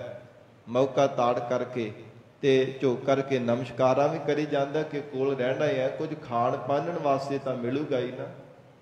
ਜੇ ਨਮਸਕਾਰਾਂ ਕਰਾਂਗਾ, ਚੱਲ ਜੇ ਕੰਮ ਨਹੀਂ ਕਰਨਾ, ਕੋਈ ਸੇਵਾ ਨਹੀਂ ਕਰਨੀ, ਤੇ ਲੰਗਰ ਪ੍ਰਸ਼ਾਦ ਪਕਵਾਨ ਤੇ ਤਰ੍ਹਾਂ ਤਰ੍ਹਾਂ ਦੇ ਮਿਲਣਗੇ ਨਾ ਜੇ ਝੋਕ ਕਰਕੇ ਨਮਸਕਾਰਾਂ ਕਰਾਂਗਾ। ਇਦਾਂ ਦੇ ਮਨ ਵਿੱਚ ਵਿਚਾਰ ਲੈ ਕਰਕੇ ਮਹਾਰਾਜ ਕਹਿੰਦੇ ਚਾਕਰੀ ਕਰਦਾ ਹੈ। ਪਰ ਸਤਿਗੁਰੂ ਜੀ ਨੇ ਉਚਾਰਨ ਕੀਤਾ ਹੈ, ਗੁਰਸਿੱਖੋ ਨਾਨਕ ਦੋਵੈ ਕੂੜੀਆਂ ਥਾਏ ਨਾ ਕਾਈ ਪਾਏ। ਨਾ ਤਾਂ ਉਹਦੀ ਨਮਸਕਾਰ ਕਰਨੀ ਸੱਚੀ ਕਿਸੇ ਲੇਖੇ ਵਿੱਚ ਹੈ, ਤੇ ਨਾ ਉਹਦਾ ਜਵਾਬ ਦੇਣਾ ਕਿਸੇ ਲੇਖੇ ਵਿੱਚ ਹੈ। ਦੋਵੇਂ ਝੂਠੇ ਪੈ ਜਾਂਦੇ ਹਨ। ਨਾ ਲੋਕ ਵਿੱਚ ਤੇ ਨਾ ਪਰਲੋਕ ਦੇ ਵਿੱਚ ਉਹਨੂੰ ਢੋਈ ਮਿਲਦੀ ਹੈ। ਇਦਾਂ ਦੇ ਚਾਕਰ ਨੂੰ ਕਿਸੇ ਵੀ ਥਾਂ ਤੇ ਜਗ੍ਹਾ ਨਹੀਂ ਮਿਲਣ ਵਾਲੀ। ਪੌੜੀ ਜਿਤ ਸੇਵਿਐ ਸੁਖ ਪਾਈਐ। ਸਤਿਗੁਰੂ ਜੀ ਪੌੜੀ ਅੰਦਰ ਉਪਦੇਸ਼ ਬਖਸ਼ਿਸ਼ ਕਰ ਰਹੇ ਨੇ। ਧੰਨ ਗੁਰੂ ਨਾਨਕ ਦੇਵ ਸਾਹਿਬ ਜੀ ਮਹਾਰਾਜ, ਕਿਉਂਕਿ ਆਸਾ ਕੀ ਵਾਰ ਵਿੱਚ ਪੌੜੀਆਂ ਗੁਰੂ ਨਾਨਕ ਦੇਵ ਸਾਹਿਬ ਜੀ ਦੀਆਂ ਉਚਾਰਨ ਕੀਤੀਆਂ ਹਨ। ਜੋ 24 ਪੌੜੀਆਂ ਹਨ ਮਹਾਰਾਜ ਸੱਚੇ ਪਾਤਸ਼ਾਹ ਦੀ ਰਸਨਾ ਤੋਂ ਉਚਾਰਨ ਕੀਤੀਆਂ ਹਨ। ਹਜੂਰ ਕਹਿੰਦੇ ਹਨ, ਜਿਤ ਸੇਵਿਆ ਸੁਖ ਪਾਈਐ। ਜਿਸ ਅਕਾਲ ਪੁਰਖ ਵਾਹਿਗੁਰੂ ਪਰਮਾਤਮਾ ਜੀ ਦੇ ਚਰਨਾਂ ਦੀ ਸੇਵਾ ਕਰਕੇ ਆਤਮਿਕ ਸੁਖ ਪਾਈਦਾ ਹੈ। ਭਜਨ ਬੰਦਗੀ ਰੂਪ ਸੇਵਾ ਕਰਕੇ ਆਤਮਿਕ ਸੁਖ ਮਿਲਦਾ ਹੈ। ਸੋ ਸਾਹਿਬ ਸਦਾ ਸੰਭਾਲੀਐ। ਉਸ ਮਾਲਕ ਨੂੰ ਸਦਾ ਹਿਰਦੇ ਰੂਪ ਘਰ ਦੇ ਵਿੱਚ ਯਾਦ ਨੂੰ ਸਾਂਭ ਕੇ ਰੱਖਣਾ ਚਾਹੀਦਾ ਹੈ, ਸੰਭਾਲ ਕੇ ਰੱਖਣਾ ਚਾਹੀਦਾ ਕਿ ਪਰਮੇਸ਼ਰ ਦਾ ਸਿਮਰਨ, ਵਾਹਿਗੁਰੂ ਦਾ ਨਾਮ, ਪਰਮਾਤਮਾ ਦੀ ਯਾਦ ਬਹੁਤ ਅਮੋਲਕ ਹੈ। ਜਿਵੇਂ ਮਹਿੰਗੇ ਮੁੱਲ ਵਾਲੀ ਵਸਤੂ ਨੂੰ ਸਾਂਭ ਕੇ ਰੱਖਿਆ ਜਾਂਦਾ ਨਾ, ਸੰਦੂਕਾਂ ਦੇ ਵਿੱਚ ਐ ਤਾਲੇ ਲਾ ਲਾ ਕੇ ਸਾਂਭ ਕੇ ਰੱਖਿਆ ਜਾਂਦਾ। ਏਦਾਂ ਗੁਰਮੁਖ ਪਿਆਰੇ ਪਰਮੇਸ਼ਰ ਦਾ ਨਾਮ, ਅਕਾਲ ਪੁਰਖ ਵਾਹਿਗੁਰੂ ਜੀ ਦੀ ਯਾਦ ਸਭ ਤੋਂ ਅਮੋਲਕ ਜਾਣ ਕੇ ਹਿਰਦੇ ਘਰ ਦੇ ਵਿੱਚ ਸਾਂਭ ਕੇ ਰੱਖਦੇ ਹਨ ਕਿ ਪਰਮਾਤਮਾ ਦੀ ਯਾਦ ਨਾ ਕਦੇ ਸਾਡੇ ਹਿਰਦਿਓਂ ਵਿਸਰ ਜਾਵੇ। ਪਰਮਾਤਮਾ ਦਾ ਸਿਮਰਨ ਬਾਰ-ਬਾਰ ਚੇਤੇ ਕੀਤਾ ਜਾਂਦਾ। ਮਹਾਰਾਜ ਸਤਿਗੁਰੂ ਸੱਚੇ ਪਾਤਸ਼ਾਹ ਜੀ ਕਹਿੰਦੇ ਹਨ, ਸੋ ਸਾਹਿਬ ਸਦਾ ਸੰਭਾਲੀਐ। ਸੰਭਾਲੀਐ ਨਾਮ ਸਿਮਰਨ ਕਰਨ ਦਾ ਹੈ, ਤੇ ਜੇ ਭਾਰਾ ਉਚਾਰਨ ਕਰਦੇ ਫਿਰ ਸੰਭਾਲਣ ਦਾ ਵਾਚਕ ਬਣਦਾ। ਮਹਾਰਾਜ ਕਹਿੰਦੇ, ਗੁਰਸਿੱਖੋ ਵਾਹਿਗੁਰੂ ਨੂੰ ਸਦਾ ਹੀ ਸਿਮਰਨਾ ਚਾਹੀਦਾ। ਜਿਸ ਵਾਹਿਗੁਰੂ ਦੇ ਸਿਮਰਨ ਕਰਕੇ ਸਾਰੇ ਸੁੱਖ ਪ੍ਰਾਪਤ ਹੋ ਜਾਂਦੇ ਹਨ। ਕਿਹੜਾ ਸੁੱਖ ਹੈ ਜੋ ਪ੍ਰਮਾਤਮਾ ਦੇ ਸਿਮਰਨ ਕਰਨੇ ਕਰਕੇ ਨਹੀਂ ਮਿਲਦਾ? ਸਾਰੀਆਂ ਦਾਤਾਂ ਪ੍ਰਾਪਤ ਹੋ ਜਾਂਦੀਆਂ, ਕਿਉਂਕਿ ਪ੍ਰਮਾਤਮਾ ਦਾ ਸਿਮਰਨ ਸਦਾ ਹੀ ਸੁਖਦਾਇਕ ਹੈ। ਹਰ ਕੋ ਨਾਮ ਸਦਾ ਸੁਖਦਾਈ। ਮਹਾਰਾਜ ਕਹਿੰਦੇ ਵਾਹਿਗੁਰੂ ਦਾ ਸਿਮਰਨ ਸਦਾ ਹੀ ਸੁਖਦਾਇਕ ਹੈ। ਜਾ ਕੋ ਸਿਮਰ ਅਜਾਮਲ ਉਧਰਿਓ ਗਨ ਕਾਹੂ ਗਤ ਪਾਈ। ਕਿੰਨੇ ਕਿੰਨੇ ਪਾਪ ਕਰਨ ਵਾਲੇ ਪਾਪੀ ਜੀਵਾਂ ਦਾ ਵੀ ਉਧਾਰ ਹੋ ਗਿਆ, ਤਿਨਾਂ ਨੇ ਆਤਮਿਕ ਸੁਖ ਪਾਇਆ ਹੈ। ਵਾਹਿਗੁਰੂ ਦੇ ਸਿਮਰਨ ਦੀ ਬਦੌਲਤ ਹੈ। ਐਸੀ ਮਹਾਨ ਸ਼ਕਤੀ ਹੈ ਪਰਮਾਤਮਾ ਦੇ ਸਿਮਰਨ ਵਿੱਚ। ਮਹਾਰਾਜ ਸਤਿਗੁਰੂ ਜੀ ਕਹਿੰਦੇ, ਇਸ ਲਈ ਉਸ ਮਾਲਕ ਨੂੰ ਸਦਾ ਹੀ ਸੰਭਾਲ ਕਰਕੇ ਰੱਖੋ ਹਿਰਦੇ ਘਰ ਦੇ ਵਿੱਚ। ਐ ਗੁਰਸਿੱਖੋ, ਜਿਸ ਵਾਹਿਗੁਰੂ ਦਾ ਸਿਮਰਨ ਕਰਕੇ ਸਾਰੇ ਸੁੱਖ ਮਿਲ ਜਾਂਦੇ ਹਨ। ਜਿਤ ਕੀਤਾ ਪਾਈਐ ਆਪਣਾ। ਜੇਕਰ ਜੀਵਨ ਦੇ ਅੰਦਰ ਮਨੁੱਖ ਜੋ ਕੁਝ ਵੀ ਕਰਨੀ ਕਰਦਾ ਹੈ, ਮਹਾਰਾਜ ਕਹਿੰਦੇ ਆਪਣਾ ਕੀਤਾ ਆਪ ਹੀ ਪਾਉਣਾ ਪੈਂਦਾ ਹੈ। ਚੰਗੇ ਮੰਦੇ ਕਰਮਾਂ ਦਾ ਫਲ ਆਪ ਹੀ ਜੇਕਰ ਭੋਗਣਾ ਹੈ। ਸਾ ਕਾਲ ਬੁਰੀ ਕਿਉ ਘਾਲੀਐ। ਤੇ ਫਿਰ ਜ਼ਿੰਦਗੀ ਵਿੱਚ ਕਰਮਾਂ ਦੀ ਬੁਰੀ ਘਾਲਣਾ ਕਿਉਂ ਘਾਲਣੀ ਹੈ? ਜੇ ਕਰਕੇ ਮਾੜੇ ਕਰਮਾਂ ਦਾ ਫਲ ਆਪ ਹੀ ਭੋਗਣਾ ਹੈ, ਚੰਗੇ ਕਰਮਾਂ ਦਾ, ਮੰਦੇ ਕਰਮਾਂ ਦਾ ਫਲ ਆਪ ਹੀ ਭੁਗਤਣਾ ਹੈ। ਤੇ ਫਿਰ ਮਹਾਰਾਜ ਕਹਿੰਦੇ ਫਿਰ ਘਾਰ ਬੁਲੀ ਕਿਉਂ ਘਾਲਦੀ ਹੈ, ਜਿਹੜੀ ਘਾਲਣਾ ਹੈ ਫਿਰ ਬੁਰੀ ਕਿਉਂ ਘਾਲਣੀ ਹੈ, ਭਾਵ ਮਾੜੇ ਕਰਮ ਕਿਉਂ ਕਰਨੇ ਹੈ, ਕਿਸ ਵਾਸਤੇ ਫਿਰ ਮੰਦੇ ਕਰਮ ਕਰਦੇ ਨੇ, ਪਾਪ ਕਰਮ ਕਰਨੇ ਹੈ, ਕਿਸ ਵਾਸਤੇ ਝੂਠ ਬੋਲਣਾ, ਕਿਉਂ ਠੱਗੀਆਂ ਮਾਰਨੀਆਂ, ਕਿਉਂ ਫਿਰ ਚੋਰੀਆਂ ਕਰਨੀਆਂ, ਜੇ ਇਹਨਾਂ ਦਾ ਫਲ ਆਪ ਹੀ ਭੋਗਣਾ ਪੈਣਾ ਹੈ। ਮਹਾਰਾਜ ਸਾਹਿਬ ਜੀ ਦੇ ਵਚਨ ਹਨ, ਸੋਈ ਕੰਮ ਕਮਾਏ ਜਿਤ ਮੁਖ ਉਜਲਾ। ਇਹ ਜੀਵ ਉਦਾਂ ਦੇ ਕਰਮ ਕਰਿਆ ਕਰ ਜਿਸ ਕਰਕੇ ਪ੍ਰਮਾਤਮਾ ਦੇ ਘਰ ਤੈਨੂੰ ਮੁਨਕਰ ਨਾ ਹੋਣਾ ਪਵੇਗਾ। ਜਿਨ੍ਹਾਂ ਕਰਮਾਂ ਕਰਕੇ ਵਾਹਿਗੁਰੂ ਦੇ ਘਰ ਤੈਨੂੰ ਸਤਿਕਾਰ ਮਿਲੇ, ਆਦਰ ਮਿਲੇ, ਮਾਣ ਮਿਲੇ, ਇੱਦਾਂ ਦੇ ਕਰਮ ਕਰਿਆ ਕਰ, ਇੱਦਾਂ ਦੇ ਜੀਵਨ ਦੇ ਅੰਦਰ ਘਾਲਣਾ ਘਾਲਿਆ ਕਰ, ਚੰਗੇ ਕਰਮ ਕਮਾਇਆ ਕਰ ਜਿਸ ਕਰਕੇ ਪ੍ਰਮਾਤਮਾ ਦੇ ਘਰ ਵਿੱਚ ਤੈਨੂੰ ਸ਼ੋਭਾ ਮਿਲੇ। ਇੱਦਾਂ ਦੇ ਮਾੜੇ ਕਰਮ ਨਾ ਕਰੇ ਜਿਸ ਕਰਕੇ ਰੱਬ ਦੇ ਘਰ ਦੇ ਵਿੱਚ ਮੂੰਹ ਵਿਖਾਉਣ ਜੋਗਾ ਵੀ ਨਾ ਰਵੇ। ਮਹਾਰਾਜ ਸਤਿਗੁਰੂ ਸ੍ਰੀ ਗੁਰੂ ਨਾਨਕ ਦੇਵ ਸਾਹਿਬ ਸੱਚੇ ਪਾਤਸ਼ਾਹ ਹਜੂਰ ਨੇ ਉਚਾਰਨ ਕੀਤਾ, ਜਿਤ ਕੀਤਾ ਪਾਈਐ ਆਪਣਾ, ਸਾ ਘਾਲ ਬੁਰੀ ਕਿਉਂ ਘਾਲੀ ਹੈ। ਉਹ ਬੁਰੀ ਘਾਲਣਾ ਕਿਉਂ ਘਾਲਣੀ ਜੇ ਆਪਣੇ ਕੀਤੇ ਹੋਏ ਚੰਗੇ ਮੰਦੇ ਕਰਮਾਂ ਦਾ ਫਲ ਆਪ ਹੀ ਭੋਗਣਾ ਹੈ। ਮੰਦਾ ਮੂਲ ਨਾ ਕੀਚਈ। ਮੂਲ ਕਹਿੰਦੇ ਨੇ ਕਾਦਾ ਚਿੱਤ ਵੀ, ਜਿਵੇਂ ਕਿਹਾ ਜਾਂਦਾ ਨਾ ਕਿਸੇ ਨੂੰ ਕਿਹਾ ਕੰਮ ਭੁੱਲ ਕੇ ਵੀ ਨਾ ਕਰੀ। ਸਿਆਣੇ ਬਜ਼ੁਰਗ ਸਮਝਾਉਂਦੇ ਆ ਨਾ ਬੱਚਿਆਂ ਨੂੰ ਕਿ ਇਹ ਪੁੱਤਰ ਆ ਜਿਹੜਾ ਕੰਮ ਹੈ ਨਾ ਭੁੱਲ ਕਰਕੇ ਵੀ ਨਾ ਕਰੀ, ਜਿਹਦੇ ਕਰਕੇ ਤੈਨੂੰ ਪਛਤਾਪ ਕਰਨਾ ਪਵੇ। ਕਿਸੇ ਕੰਮ ਤੋਂ ਵਿਵਰਜਿਤ ਕਰਨਾ ਹੋਵੇ, ਵਿਸ਼ੇਸ਼ ਕਰਕੇ ਰੋਕਣਾ ਹੋਵੇ ਤੇ ਕਿਹਾ ਜਾਂਦਾ ਕਿ ਮੂਲ ਕਦਾਚਿਤ ਵੀ ਨਾ ਕਰੀ, ਭੁੱਲ ਕੇ ਵੀ ਕਿਤੇ ਇਹ ਗਲਤੀ ਨਾ ਕਰੀ, ਫਿਰ ਬਾਅਦ ਵਿੱਚ ਪਛਤਾਵੇਂਗਾ। ਇਹ ਮਹਾਰਾਜ ਕਹਿੰਦੇ ਮੰਦਾ ਮੂਲ ਨਾ ਕੀਚਈ, ਮੂਲ ਭੁੱਲ ਕਰਕੇ ਵੀ ਮੰਦਾ ਕਰਮ ਨਾ ਕਰੀ, ਭੁੱਲ ਕਰਕੇ ਵੀ ਮੰਦਾ ਫੁਰਨਾ ਮਨ ਵਿੱਚ ਨਾ ਧਾਰਨ ਕਰੀ, ਭੁੱਲ ਕਰਕੇ ਵੀ ਮੰਦਾ ਸੁਭਾਅ ਨਾ ਕਿਤੇ ਧਾਰਨ ਕਰ ਲਵੇ। ਦੇ ਲੰਮੀ ਨਦਰ ਨਿਹਾਲੀਐ। ਕਿਉਂਕਿ ਪ੍ਰਮਾਤਮਾ ਦੀ ਜਿਹੜੀ ਨਜ਼ਰ ਹੈ ਨਾ ਬੜੀ ਲੰਬੀ ਹੈ, ਦੂਰ ਤੱਕ ਪ੍ਰਮਾਤਮਾ ਤੈਨੂੰ ਦੇਖਦਾ ਪਿਆ। ਜੇ ਓਲੇ ਹੋ ਕਰਕੇ ਪਾਪ ਕਰਮ ਵੀ ਕਰ ਲਵੇਂਗਾ ਤੇ ਪ੍ਰਮਾਤਮਾ ਦੀ ਨਜ਼ਰ ਤੋਂ ਥੋੜਾ ਓਲੇ ਹੋ ਸਕਦਾ ਹੈ। ਛਿਪ ਕਰਕੇ ਪਾਪ ਕਰਮ ਕਰ ਲਵੇਂਗਾ ਤੇ ਰੱਬ ਤੋਂ ਕਿਵੇਂ ਤੂੰ ਆਪਣੇ ਆਪ ਨੂੰ ਛੁਪਾ ਲਵੇਂਗਾ। ਉਹ ਤਾਂ ਤੇਰੇ ਅੰਦਰ ਬੈਠਾ ਹੋਇਆ ਤੈਨੂੰ ਦੇਖਦਾ, ਤੇਰੀਆਂ ਕਰਮ ਕਰਤੂਤਾਂ ਹਰ ਸਮੇਂ ਦੇਖਦਾ ਤੇ ਸੁਣਦਾ ਪਿਆ ਹੈ। ਮਹਾਰਾਜ ਸਤਿਗੁਰੂ ਜੀ ਕਹਿੰਦੇ ਇਸ ਕਰਕੇ ਦੇ ਲੰਮੀ ਨਜ਼ਰ ਨਿਹਾਲੀ ਹੈ। ਜਿਹੜੀ ਤੇਰੀ ਵਿਚਾਰ ਹੈ ਨਾ, ਵਿਚਾਰ ਦ੍ਰਿਸ਼ਟੀ ਨੂੰ ਲੰਬੀ ਕਰਕੇ ਵੇਖ ਕਿ ਜਿਹੜੇ ਜੀਵ ਪਾਪ ਕਰਮ ਕਰਦੇ ਹੈ, ਝੂਠ ਬੋਲਦੇ ਹਨ, ਠੱਗੀਆਂ ਮਾਰਦੇ ਹਨ, ਉਹਨਾਂ ਦੀ ਹਾਲਤ ਕਿੱਦਾਂ ਦੀ ਹੁੰਦੀ ਹੈ। ਵਿਚਾਰ ਰੂਪੀ ਨਿਗਾਹ ਆਪਣੀ ਲੰਬੀ ਕਰ, ਕਿਉਂਕਿ ਜਿਹੜਾ ਮਨੁੱਖ ਚੰਗੀ ਵਿਚਾਰ ਨੂੰ ਧਾਰਨ ਕਰ ਲੈਂਦਾ, ਮਹਾਰਾਜ ਸੱਚੇ ਪਾਤਸ਼ਾਹ ਕਹਿੰਦੇ ਉਹਨੂੰ ਫਿਰ ਟੇਢੀਆਂ ਜੂਨਾਂ ਦੇ ਵਿੱਚ ਨਹੀਂ ਪੈਣਾ ਪੈਂਦਾ।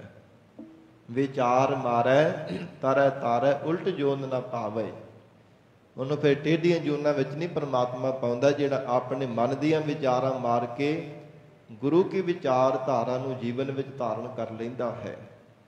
ਐਸੇ ਜੋ ਗੁਰਮੁਖ ਪਿਆਰੇ ਹਨ, ਮਹਾਰਾਜ ਕਹਿੰਦੇ ਆਪਣੇ ਵਿਚਾਰ ਰੂਪੀ ਨਿਗਾਹ ਨੂੰ, ਦ੍ਰਿਸ਼ਟੀ ਨੂੰ ਲੰਬੀ ਕਰ ਲੈਂਦੇ ਹਨ। ਤੇ ਹਜੂਰ ਨੇ ਉਚਾਰਨ ਕੀਤਾ ਦੇ ਲੰਮੀ ਨਜ਼ਰ ਨਿਹਾਲੀ ਹੈ। ਆਪਣੀ ਨਿਗਾਹ ਨੂੰ, ਵਿਚਾਰ ਨੂੰ ਲੰਬੀਆਂ ਕਰਕੇ ਦੇਖ। ਜਿਹੜੇ ਪਾਪ ਕਰਮ ਕਰਦੇ ਹਨ, ਪਾਪ ਕਰੇਂਦੜ ਸਰ ਪਰ ਮੁੱਠੇ, ਅਜਰਾਈਲ ਫੜੇ ਫੜ ਕੁੱਠੇ। ਅਜਰਾਈਲ ਫਰੇਸ਼ਤਾ ਫਿਰ ਫੜ ਫੜ ਕੇ ਕਿੱਦਾਂ ਕੁਟਾਪਾ ਚਾੜਦੇ ਆ। ਧਰਮ ਰਾਜੇ ਦੇ ਦੂਤ ਕਿੱਦਾਂ ਗਲ ਵਿੱਚ ਫਾਹਾ ਪਾ ਕੇ ਧੂ ਕਰਕੇ ਜੀਵ ਨੂੰ ਲੈ ਕੇ ਜਾਂਦੇ ਆ। ਖੰਡੇ ਧਾਰ ਗਲੀ ਅਤ ਭੀੜੀ, ਲੇਖਾ ਲੀਜੈ ਤਿਲ ਜਿਉ ਪੀੜੀ। ਜਿਵੇਂ ਤਿਲਾਂ ਨੂੰ ਪੀੜ ਕਰਕੇ ਤੇਲ ਕੱਢਿਆ ਜਾਂਦਾ, ਇੱਦਾਂ ਮਹਾਰਾਜ ਕਹਿੰਦੇ ਪਾਪੀਆਂ ਨੂੰ ਕਹਾਣੀ ਦੇ ਨਾਲ ਪੀੜ ਕਰਕੇ ਜੀਵਾਂ ਨੂੰ ਕੋਹ ਕਰਕੇ ਸਜ਼ਾਵਾਂ ਦਿੱਤੀਆਂ ਜਾਂਦੀਆਂ ਨੇ। ਮਹਾਰਾਜ ਕਹਿੰਦੇ ਇਹ ਲੰਮੀ ਵਿਚਾਰ ਦੇ ਨਾਲ ਨਿਗਾਹ ਭਰ ਕਰਕੇ ਦੇਖ। ਜੇ ਪਾਪ ਕਰਮ ਕਰੀਏ ਤੇ ਕਿੰਨੇ ਕਿੰਨੇ ਦੁੱਖ ਭੋਗਣੇ ਪੈਂਦੇ ਹਨ। ਜਿਵੇਂ ਹਜੂਰ ਨੇ ਉਚਾਰਨ ਕੀਤਾ ਹੈ ਨਾ, ਪਰ ਤ੍ਰਿਹ ਰਾਵਣ ਜਾਹੇ ਸੇਈ ਤਾਂ ਲਾਜੀ ਇਹ। ਜਿਹੜੇ ਕਹਿੰਦੇ ਪਰਾਏ ਰੂਪਾਂ ਨੂੰ ਤੱਕਦੇ ਪਰਗਾਮੀ ਬਣ ਜਾਂਦੇ, ਵਿਵਚਾਰ ਕਰਦੇ ਆ ਨਾ, ਉਹਨਾਂ ਨੂੰ ਪਕੌੜਿਆਂ ਦੀ ਤਰ੍ਹਾਂ ਤਲਿਆ ਜਾਂਦਾ। ਜਿਵੇਂ ਪਕੌੜੇ ਗਰਮ ਕੜਾਹੇ ਦੇ ਵਿੱਚ ਪਾ ਕੇ ਤਲੇ ਜਾਂਦੇ ਨਾ ਤੇਲ ਦੇ ਵਿੱਚ। ਮਹਾਰਾਜ ਕਹਿੰਦੇ ਪਰ ਤ੍ਰਿਹ ਰਾਵਣ ਜਾਹੇ ਸੇਈ ਤਾਂ ਲਾਜੀ ਹੈ, ਉਹਨਾਂ ਨੂੰ ਤਲਿਆ ਜਾਂਦਾ ਪਕੌੜਿਆਂ ਦੀ ਤਰ੍ਹਾਂ। ਏਦਾਂ ਮਹਾਰਾਜ ਕਹਿੰਦੇ ਉਹਨਾਂ ਨੂੰ ਸ਼ਰਮਸ਼ਾਰ ਲੱਜਾਵਾਨ ਰੱਬ ਦੇ ਘਰ ਵਿੱਚ ਹੋਣਾ ਪੈਂਦਾ ਹੈ। ਹੇ ਪ੍ਰਾਣਾ ਤਾਰੇ ਜਿਵੇਂ ਲੰਮੀ ਨਿਦਰ ਦ੍ਰਿਸ਼ਟੀ ਰੂਪ ਵਿਚਾਰ ਨੂੰ ਕਰਕੇ ਦੇਖ, ਫਿਰ ਤੇਰੇ ਤੋਂ ਕੋਈ ਪਾਪ ਕਰਮ ਨਹੀਂ ਹੋਵੇਗਾ। ਫਿਰ ਤੂੰ ਪਾਪ ਕਰਮਾਂ ਤੋਂ ਵੱਧ ਜਾਵੇਂਗਾ, ਤੋਬਾ ਕਰੇਗਾ ਜੇ ਚੰਗੀ ਵਿਚਾਰ ਧਾਰਾ ਨੂੰ ਹਿਰਦੇ ਵਿੱਚ ਧਾਰਨ ਕਰ ਲਵੇਂਗਾ। ਜੋ ਸਾਹਿਬ ਨਾਲ ਨਾ ਹਾਰੀਐ। ਜੀਵਨ ਦੇ ਅੰਦਰ ਜਿਵੇਂ ਪ੍ਰਮਾਤਮਾ ਦੇ ਵੱਲੋਂ ਕਦੇ ਵੀ ਹਾਰ ਨਾ ਖਾਈਏ, ਰੱਬ ਦੇ ਵੱਲੋਂ ਕਦੇ ਮੁਨਕਰ ਨਾ ਹੋਈਏ, ਪ੍ਰਮਾਤਮਾ ਤੋਂ ਕਦੇ ਵਿਛੜੀਏ ਨਾ, ਪਰਮੇਸ਼ਰ ਦੇ ਪੱਖ ਵੱਲੋਂ ਕਦੇ ਵੀ ਹਾਰਨਾ ਨਾ ਪਵੇ। ਦੇਵੇਹਾ ਪਾਸਾ ਢਾਲੀਐ। ਜ਼ਿੰਦਗੀ ਦਾ ਉਸੇ ਤਰ੍ਹਾਂ ਦਾ ਪਾਸਾ ਢਾਲ, ਉਸ ਢੰਗ ਦੇ ਨਾਲ ਤੂੰ ਆਪਣੀ ਜ਼ਿੰਦਗੀ ਬਤੀਤ ਕਰ, ਉਸ ਢੰਗ ਦੇ ਨਾਲ ਨਿਸ਼ਕਾਮ ਕਰਮਾਂ ਰੂਪੀ ਚੰਗਾ ਜੀਵਨ ਨਿਰਵਾਹ ਕਰ, ਜਿਸ ਕਰਕੇ ਪ੍ਰਮਾਤਮਾ ਦੇ ਵੱਲੋਂ ਤੈਨੂੰ ਹਾਰਨਾ ਨਾ ਪਵੇ। ਸੰਸਾਰ ਵੱਲੋਂ ਹਾਰ ਜਾਵੇ ਕੋਈ ਗੱਲ ਨਹੀਂ ਹੈ, ਪਰ ਪ੍ਰਮਾਤਮਾ ਦੇ ਵੱਲ ਜਿੱਤ ਪ੍ਰਾਪਤ ਹੋਵੇ, ਵਾਹਿਗੁਰੂ ਜੀ ਦੇ ਸਰੂਪ ਦੀ, ਪਰਮੇਸ਼ਰ ਦੀ ਸਰੂਪ ਰੂਪੀ ਮੰਜ਼ਿਲ ਦੀ ਤੈਨੂੰ ਜਿੱਤ ਪ੍ਰਾਪਤ ਹੋਵੇ। ਮਹਾਰਾਜ ਕਹਿੰਦੇ ਜ਼ਿੰਦਗੀ ਵਿੱਚ ਇਦਾਂ ਦੇ ਪਾਸੇ ਢਾਲਣਾ ਕਰ। ਕਿਛ ਲਾਹੇ ਉਪਰ ਕਾਲੀਐ। ਸਤਿਗੁਰੂ ਜੀ ਸਮਾਪਤੀ ਦੀਆਂ ਪੰਕਤੀਆਂ ਵਿੱਚ ਬਖਸ਼ਿਸ਼ ਕਰਦੇ ਆ, ਕਿਛ ਲਾਹੇ ਉਪਰ ਘਾਲੀਐ। ਜ਼ਿੰਦਗੀ ਵਿੱਚ ਚੰਗਾ ਲਾਹਾ ਕੋਈ ਤੈਨੂੰ ਪ੍ਰਾਪਤ ਹੋ ਜਾਵੇ, ਮਹਾਰਾਜ ਕਹਿੰਦੇ ਇਦਾਂ ਦੀ ਘਾਲਣਾ ਘਾਲਿਆ ਕਰ। ਇਵੇਂ ਜੀਵਨ ਦੇ ਅੰਦਰ ਚੰਗੀ ਘਾਲਣਾ ਘਾਲ, ਜਿਸ ਕਰਕੇ ਪ੍ਰਮਾਤਮਾ ਦੇ ਸਰੂਪ ਰੂਪੀ ਵਡਿਆਈ ਦੀ ਤੈਨੂੰ ਪ੍ਰਾਪਤੀ ਹੋਵੇ, ਜਿਸ ਕਰਕੇ ਘਾਲੀ ਹੋਈ ਘਾਲਣਾ ਕਰਕੇ ਪ੍ਰਮਾਤਮਾ ਦਾ ਸਰੂਪ ਤੈਨੂੰ ਮਿਲ ਜਾਵੇ, ਲੋਕ ਪਰਲੋਕ ਦਾ ਸੁਖ ਪ੍ਰਾਪਤ ਹੋ ਜਾਵੇ, ਸੰਸਾਰ ਦੇ ਵਿੱਚ ਰਹਿ ਕੇ ਵੀ ਜੀਵਨ ਦਾ ਆਤਮਾ ਦਾ ਆਨੰਦ ਮਿਲੇ, ਤੇ ਫਿਰ ਅੰਤ ਸਮੇਂ ਵੀ ਪ੍ਰਮਾਤਮਾ ਦੇ ਸਰੂਪ ਦਾ ਆਨੰਦ ਮਾਣ ਸਕੇ। ਇਦਾਂ ਦੇ ਜੀਵਨ ਦੇ ਵਿੱਚ ਇਹ ਜੀਵ ਘਾਲਣਾ ਘਾਲਿਆ ਕਰ। ਮਹਾਰਾਜ ਸੱਚੇ ਪਾਤਸ਼ਾਹ ਜੀ ਮਿਹਰ ਕਰਨ, ਪਾਵਨ ਉਪਦੇਸ਼ ਸਾਡੇ ਹਿਰਦਿਆਂ ਵਿੱਚ ਵਸ ਜਾਵੇ, ਗੁਰੂ ਬਚਨਾਂ ਦੀ ਕਮਾਈ ਕਰਕੇ ਜੀਵਨ ਸਫਲਾ ਬਣਾ ਸਕੀਏ ਜੀ। ਗੁਰੂ ਸ਼ਬਦ ਦੀ ਵਿਚਾਰ ਕਰਦਿਆਂ ਹੋਈਆਂ ਬੇਅੰਤ ਭੁੱਲਾਂ ਦੀ ਖਿਮਾ। ਧੰਨ ਸ੍ਰੀ ਗੁਰੂ ਗ੍ਰੰਥ ਸਾਹਿਬ ਜੀ ਮਹਾਰਾਜ ਆਪ ਸੰਗਤ ਬਖਸ਼ਣਹਾਰ ਹੋ, ਅਗਾਹ ਵਾਸਤੇ ਅਸੀਸ ਪਿਆਰ ਬਖਸ਼ਿਸ਼ ਕਰਨਾ ਜੀ। ਦੇਹੁ ਸੱਜਣ ਅਸੀਸੜੀਆ, ਜਿਉ ਹੋਵੈ ਸਾਹਿਬ ਸਿਓ ਮੇਲ। ਮੰਦਾ ਮੂਲ ਨਾ ਕੀਚਈ, ਦੇ ਲੰਮੀ ਨਦਰ ਨਿਹਾਲੀਐ। ਜੋ ਸਾਹਿਬ ਨਾਲ ਨਾ ਹਾਰੀਐ, ਤੇ ਵੇਹਾ ਪਾਸਾ ਢਾਲੀਐ। ਕਿਛ ਲਾਹੇ ਉਪਰ ਕਾਲੀਐ। ਵਾਹਿਗੁਰੂ ਜੀ ਕਾ ਖਾਲਸਾ, ਵਾਹਿਗੁਰੂ ਜੀ ਕੀ ਫਤਿਹ।